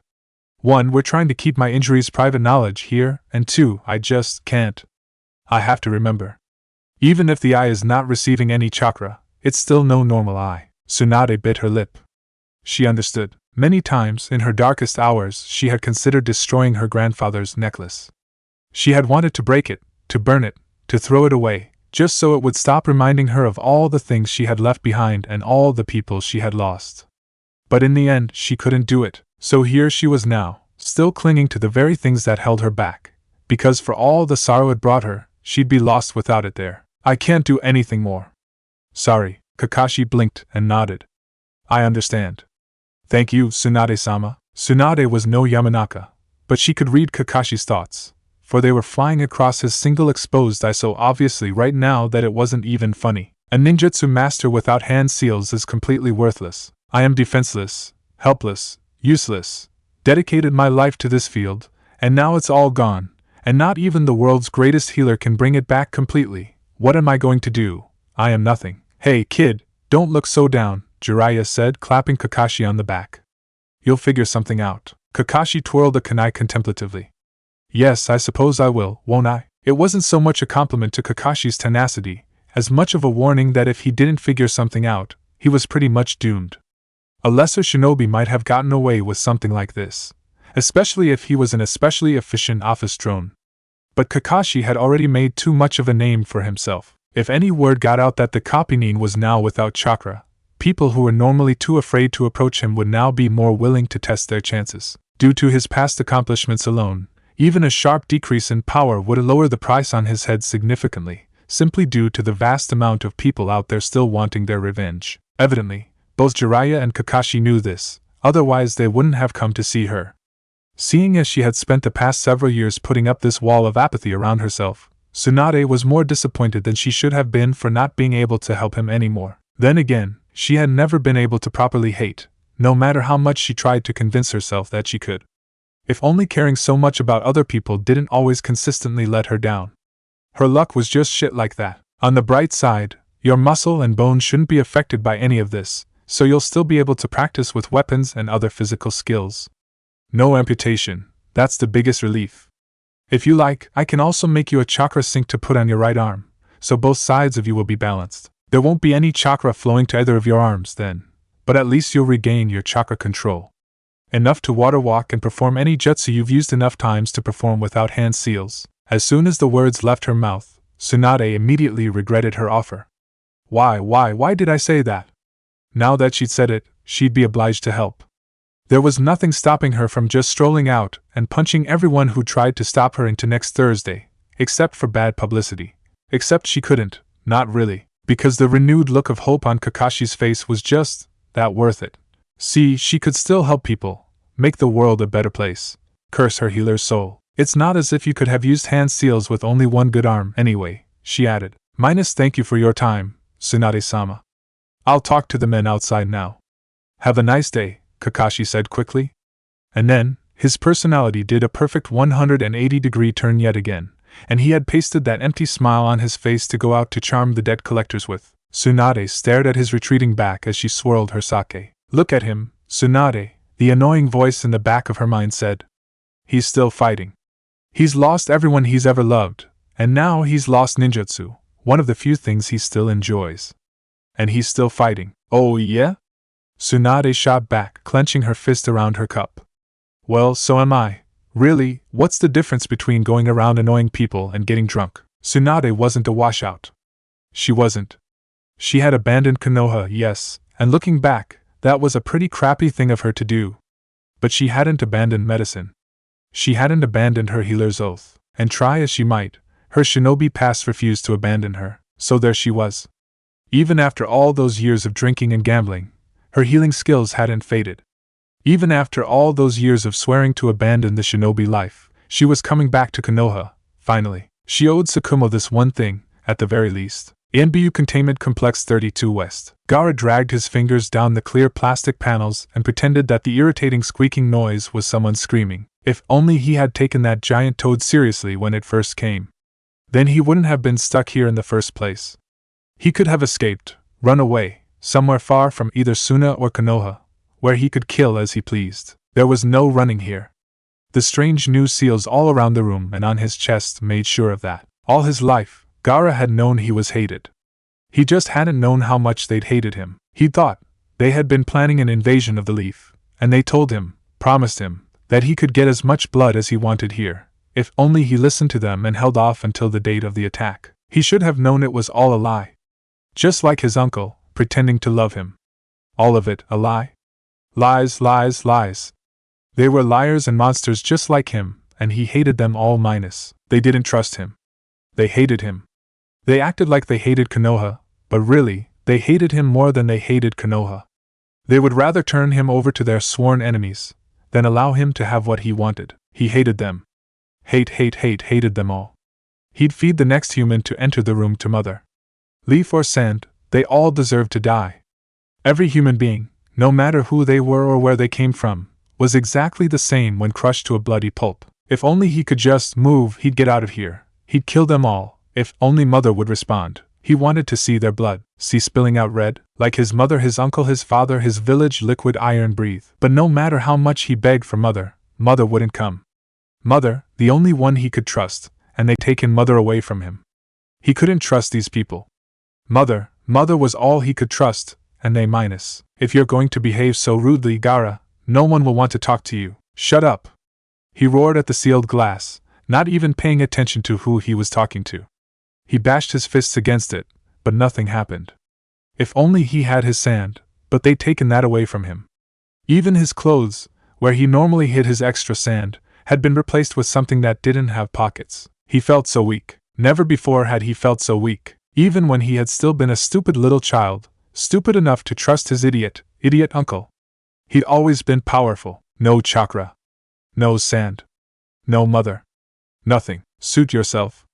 But remember, if you do want someone to talk to, all you have to do is ask. Politely.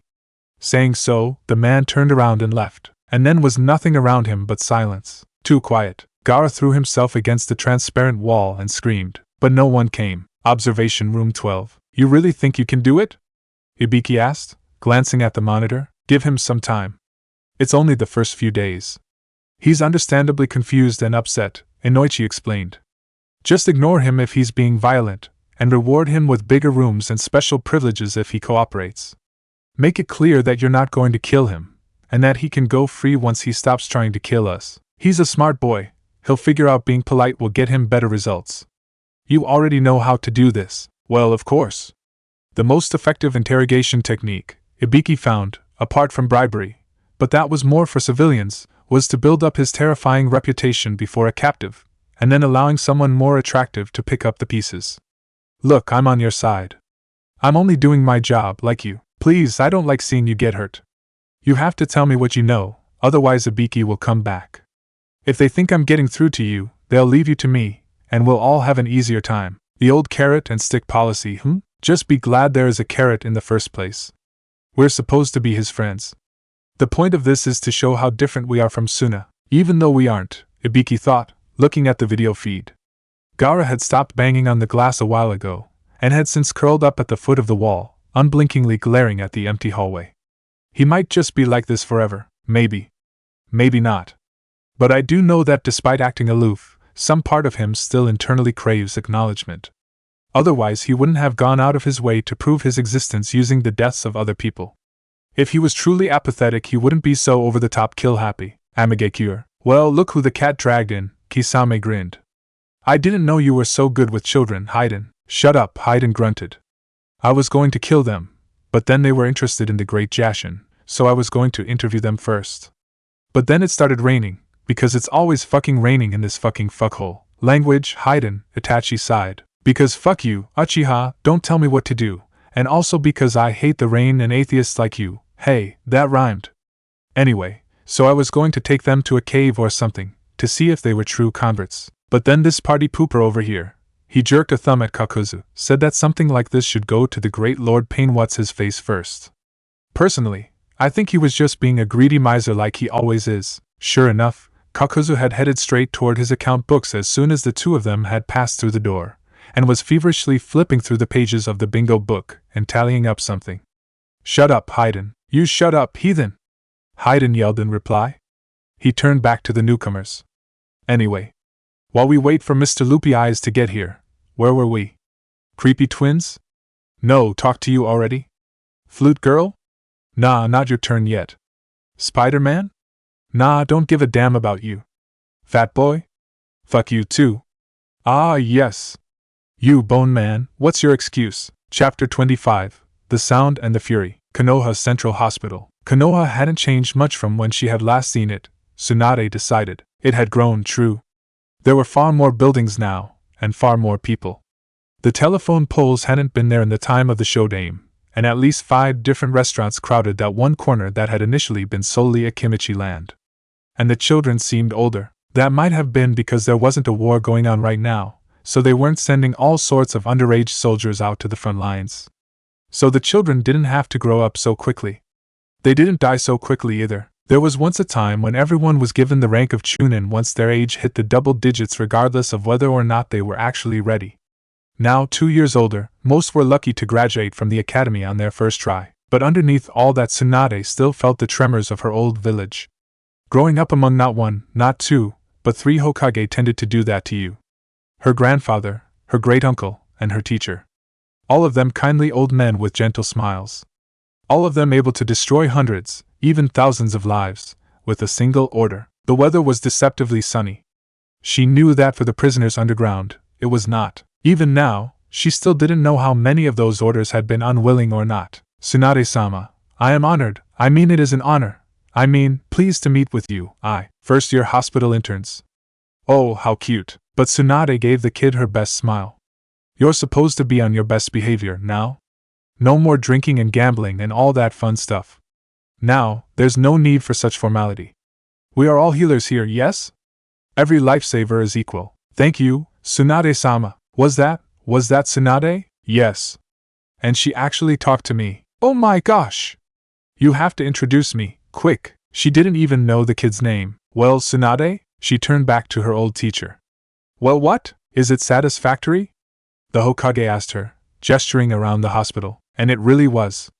The facilities were shining clean and perfectly organized, not a speck of blood anywhere, thank goodness, and she could tell that the staff were much more well-trained than 50 years ago, when every able body was forced to fight and not heal. She remembered, once upon a time, when the medical corps weren't so well established yet, and bodies upon injured bodies were simply crammed into unsanitary tents, waiting for aid that would never come to them.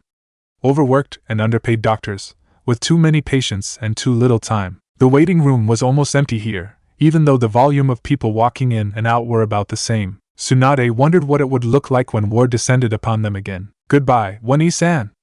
Thanks for the band-aid. Be good to your mother, okay? One of the nurses came out. And promised to be more careful when training with Shuriken next time. I promise. They make band-aids with cartoon characters on them now. One-E-san. Can I have a band-aid with Princess Yuhiko on it too? Now, darling, band-aids are only for if you get hurt. Don't hurt yourself on purpose just for a band-aid though. How about a lollipop instead? Lollipops? They hand out lollipops too? She frowned, trying to find the right words. It's what? The Sandame asked. Tsunade didn't know what to do. On one hand, she was starting to regain that sense of purpose she'd been missing ever since she had left the village.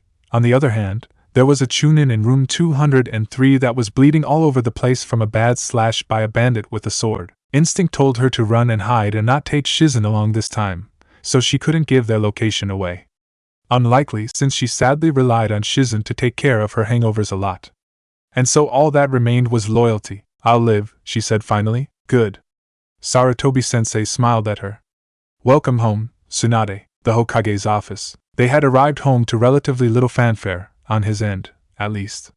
Konoha Central Hospital had gone into uproar the moment Tsunade set foot through the sliding doors, which meant that there was little attention left for him, the amazing person who had brought her home in the first place. Well, at least it had been easier to slip away to go report to the Hokage. Fighting off crowds of shapely, adoring fans was hard work. Talking to the Sandame? Even more so. Jiraiya shifted under his old teacher's scrutinizing gaze. Tsunade informed me that Kakashi's treatment was only partially successful. Mostly unsuccessful, but better than I could ever hope of, Jiraiya agreed. The Sandame frowned. We need him. Yes, I know. Can't let that talent go to waste. Not to mention he'd go stir-crazy if we forced him into retirement. I can't deal with his shit, not now. Of course. There was a short silence as the Sandaime mulled over his tobacco. Unfortunately, I'll be keeping you very busy for the next few weeks, Jiraiya. Possibly months. Anko Mitarashi recently came to me with a very interesting proposition regarding Orochimaru, and as sad as I am to say this, I was forced to comply with her demands because they were simply too reasonable to refuse. You'll find the full specifications of this project waiting for you with ANBU research. Great, Jiraiya snarked. Anything else you need, Sensei? No, that's it for now. Unless you want to check up on Naruto as well. He's starting on mastering the Nine Tails. Kakashi and I have paired him up with Yamato. Well, that was new. Jiraiya did a double take. What? Really? This soon? We can't afford to leave him untrained, Jiraiya, the Hokage said darkly. People are already out for his blood regardless. There is only so much we can do to mitigate that danger.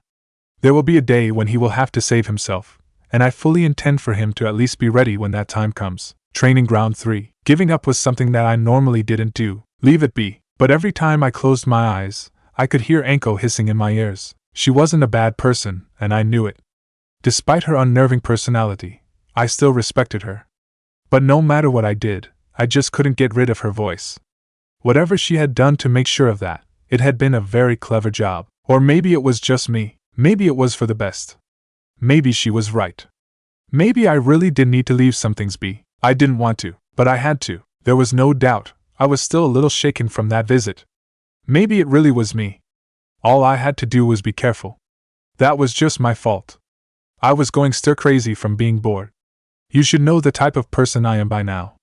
Never a moment's rest. If there's no trouble, I'll go looking for some, and if there isn't any around, I'll make my own. I barely said anything to Ino and Naruto when they arrived at the training ground. Perhaps it was for the best. They seemed more content to talk about how their training for the final tournament was progressing, and I was more than happy to simply listen. Well, don't you look chipper today? We jumped in place and turned around slowly. Damn, I hated it when Kakashi-sensei snuck up on me like that. You're early. For the second time since we've last seen each other too. He grinned. Wow, you guys are all such lazy slowpokes. I've been here waiting for you guys for nearly a quarter of an hour. Ino threw her hands up in the air and flopped down onto the ground. The world is ending. Anyway, you three. You're late. Kakashi-sensei barked. No, we're not. Naruto yelled back. You said meet at 9 a.m. It's 8:55 right now. Really? My watch says it's 10. You don't even wear a watch. I do too wear a watch. I hide it underneath my socks. Sensei, you're wearing sandals, Ino pointed out. Either you're a big fat liar, or you're the special type of abomination who wears socks with sandals. I resent that. For your information, my fashion sense is flawless, thank you very much. I wasn't Ino, but even I had to disagree, and voiced my opinion as such, starting with his hair as an example. He glared at me. I have had this haircut since I was born, and let me tell you, I would get fired for telling you children how successful I am with the ladies. Because of, or in spite of everything? I snorted. Kakashi-sensei didn't answer. That's what I thought. So, what did you do to get Tsunade to return to the village? He tilted his head to the side. Was it that obvious? I crossed my arms.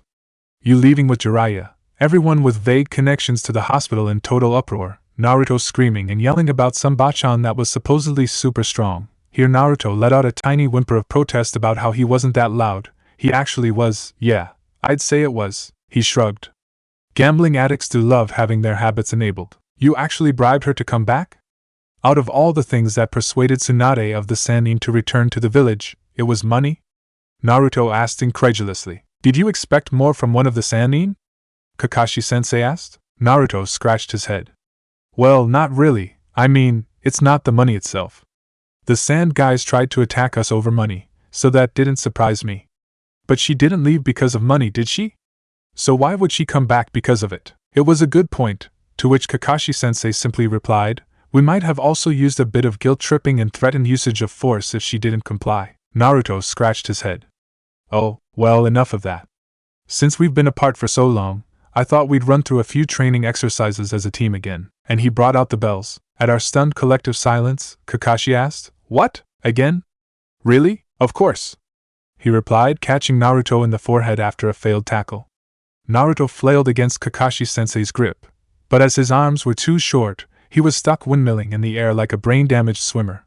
I didn't even say go yet, ninja, Naruto shot back. Kakashi-sensei let go. Naruto fell flat on his face. As long as I make the rules I can just say it didn't count, Kakashi said, smirking. By that logic, you can make up all sorts of rules to say that it didn't count, even when we do get the bells for real, Ino whined. Ninja, we glared at him. Come on, guys. I can barely do even the most basic jutsu. This should be a piece of cake for the three of you. Fine, Naruto huffed, and formed the hand seals for his shadow clones. We can totally. He never managed to finish his sentence, however, because the moment the field was filled up with his clones, the entire ground collapsed underneath his weight in a giant cloud of gravel and dirt. Where there was once solid earth, now there was nothing left but a massive sinkhole, as if someone had just spent a quarter of an hour doing nothing but digging around underground like a giant mole, shifting all the soil into large and unstable air pockets in the process. That was, in fact, exactly what had happened. Kakashi-sensei surveyed the damage and winced. Is this a bad time to mention that I was practicing the headhunter jutsu earlier? Yes, Naruto yelled from beneath the rubble. Oh. He looked around wildly, and then suddenly pointed behind us at nothing in particular. Look!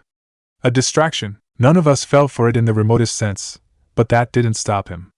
Before we could physically apprehend him, or the bells, he had vanished in a swirl of leaves. Hasta la bye-bye, and don't forget to clean up the mess. And so we were left to stand there in stunned silence as we took in the level of damage he had done to Training Ground 3. You guys, Ino said, looking around. I think he might actually be trying to sabotage our chances at a promotion. Naruto walked calmly into the middle of the rubble and collapsed face down in the dirt.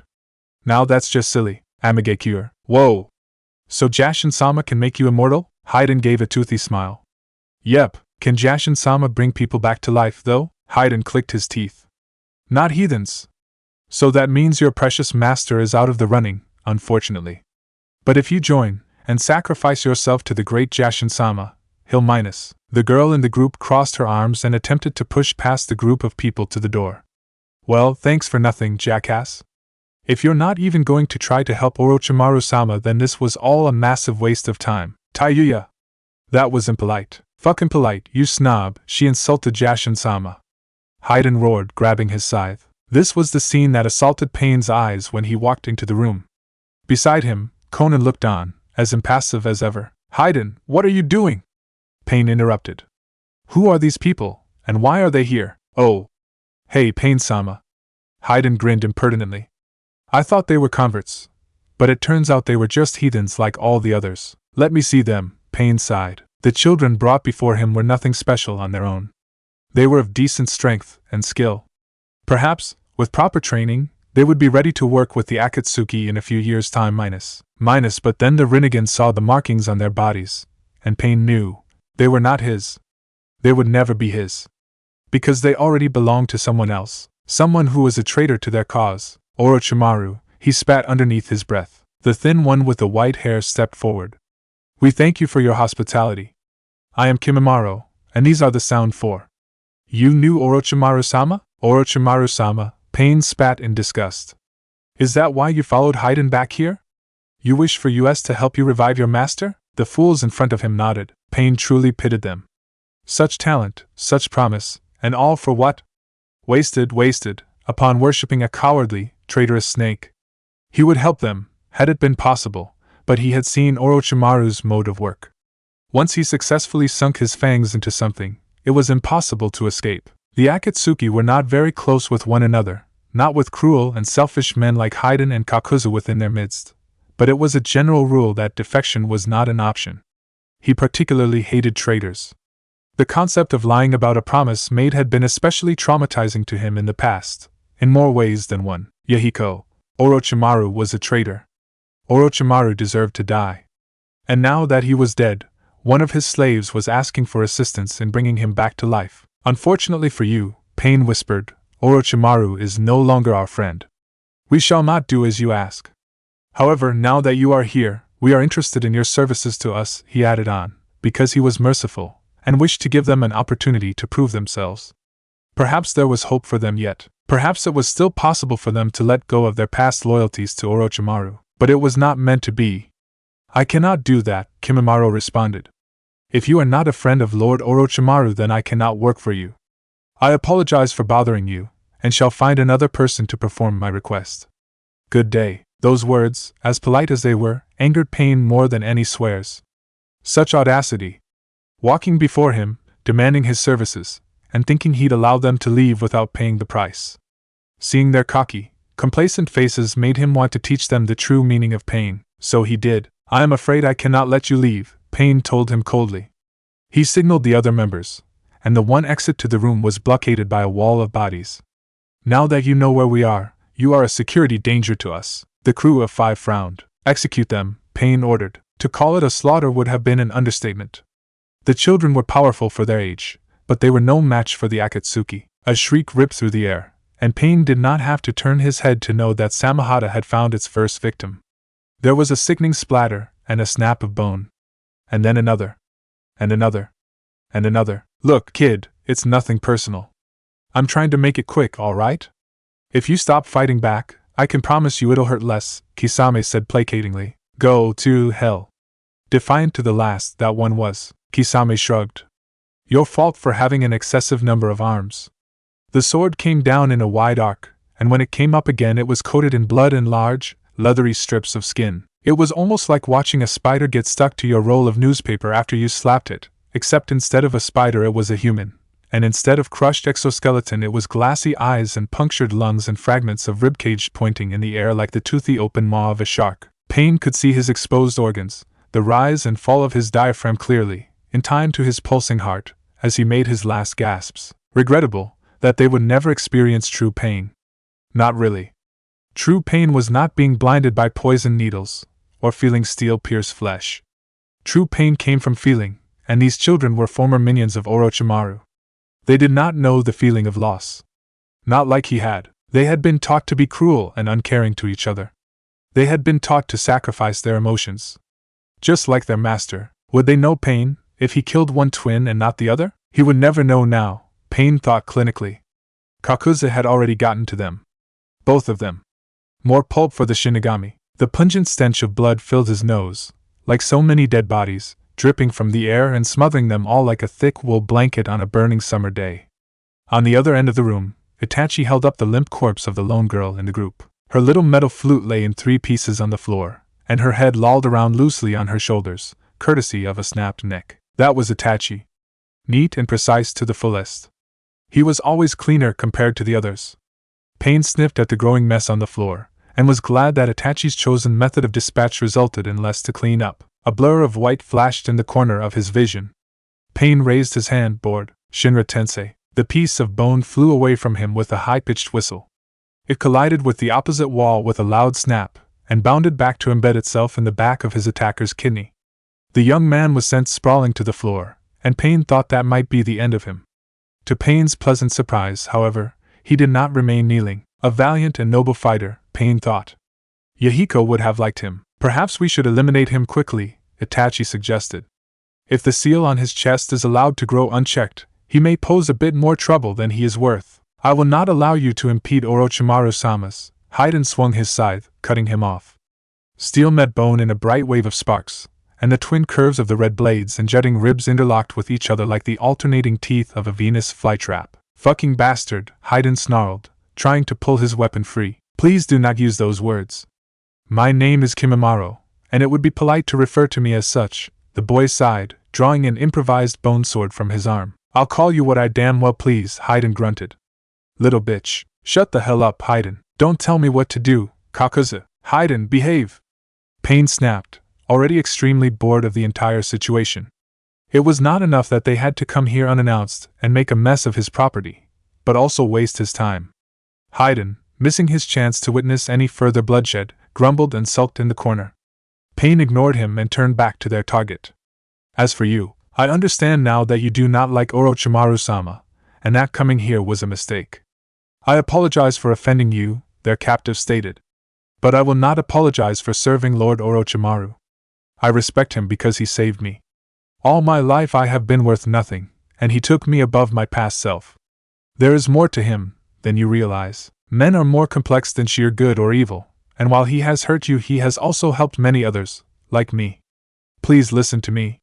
He was a traitor and a brute, and I do not wish to hear you sing any more praises of him, Pain finished, though Shikamaru would never hear his words, for Kisame had also chosen to end the speech at the same time, in that charming mist fashion of his, drowning on land. Water was a useful element, indeed. In his life, Pain had learned that while all men came in different shapes and sizes and strengths, their innards were all equally weak. Mortals ate. Mortals bled. Mortals died. Shikamaru, at the end of the day, was just another speck of dust among grains of sand. He was fast, and he was strong, even more so when he attempted to use his cursed seal to transform. But apart from his special technique with his bones, he knew no other skills. He was neither particularly intelligent nor well-versed enough in elemental transformations to figure out a way to escape. And though he tried to attack back, it hadn't been enough. Shikamaru could not control his own position, nor could he see where any of his attackers were. Regeneration did not help combat a lack of oxygen. Had Shikamaru known how to perform an air jutsu, he might have bought himself enough time to escape. Had Shikamaru known how to perform an earth jutsu, he might have stopped the water attack altogether. Had he even thought of something as simple as kawarimi, he could have just run off. They would have chased after him and caught him quickly, of course. The combined strength of the Akatsuki was more than enough to take him down, but the point was that he might have lived just a little bit longer. Of course, the fact that he was also under the influence of Itachi Uchiha's genjutsu as well might have had something to do with his lack of reaction. There had been no struggle. Just a glassy reflection of red and black commas, and then, blessed silence. Pain was not Orochimaru. He was nothing like Orochimaru. He was a merciful god, who worked for the good of the world and not himself. He did not cause suffering because he enjoyed it. He had given these children a noble death in battle. Had they remained with Orochimaru, they would have only been used until their worth had run dry. Once that happened, they would have been killed, or abandoned and left to die. And the betrayal of their supposedly great master would have hurt them even more. That was how he worked. Orochimaru only ever thought about himself. The rest of the world, to him, was expendable. Hanzo the Salamander was another one of them. Pain despised people like that. Selfish manipulators who only pretended to care about others. He mildly disliked Haiden and Kakuzu, but at least neither of them acted as if they were anything other than themselves. Sasori, have you any need for the corpses? Sasori shook his head. Maybe the bones one, though I doubt his regeneration powers would hold up well in a puppet. The others, definitely no. What about you, Kakuzu?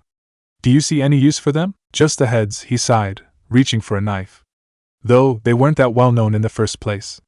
All the bingo books I checked only offered a pittance for their deaths. Very well. With Kakuzu's work done, the cadavers burst into flame. Pain watched the cremation with a mild, amused sense of detachment. It was so sadly simple, Pain decided, to rob a human of his life. He did not like to, but it was what he had to do. Funny, how easy it was to die, compared to how hard it was to live. If only the rest of the world would be so willing to see it in the same way as he did. If only everyone was as willing to sacrifice themselves for his perfect ideal as he was.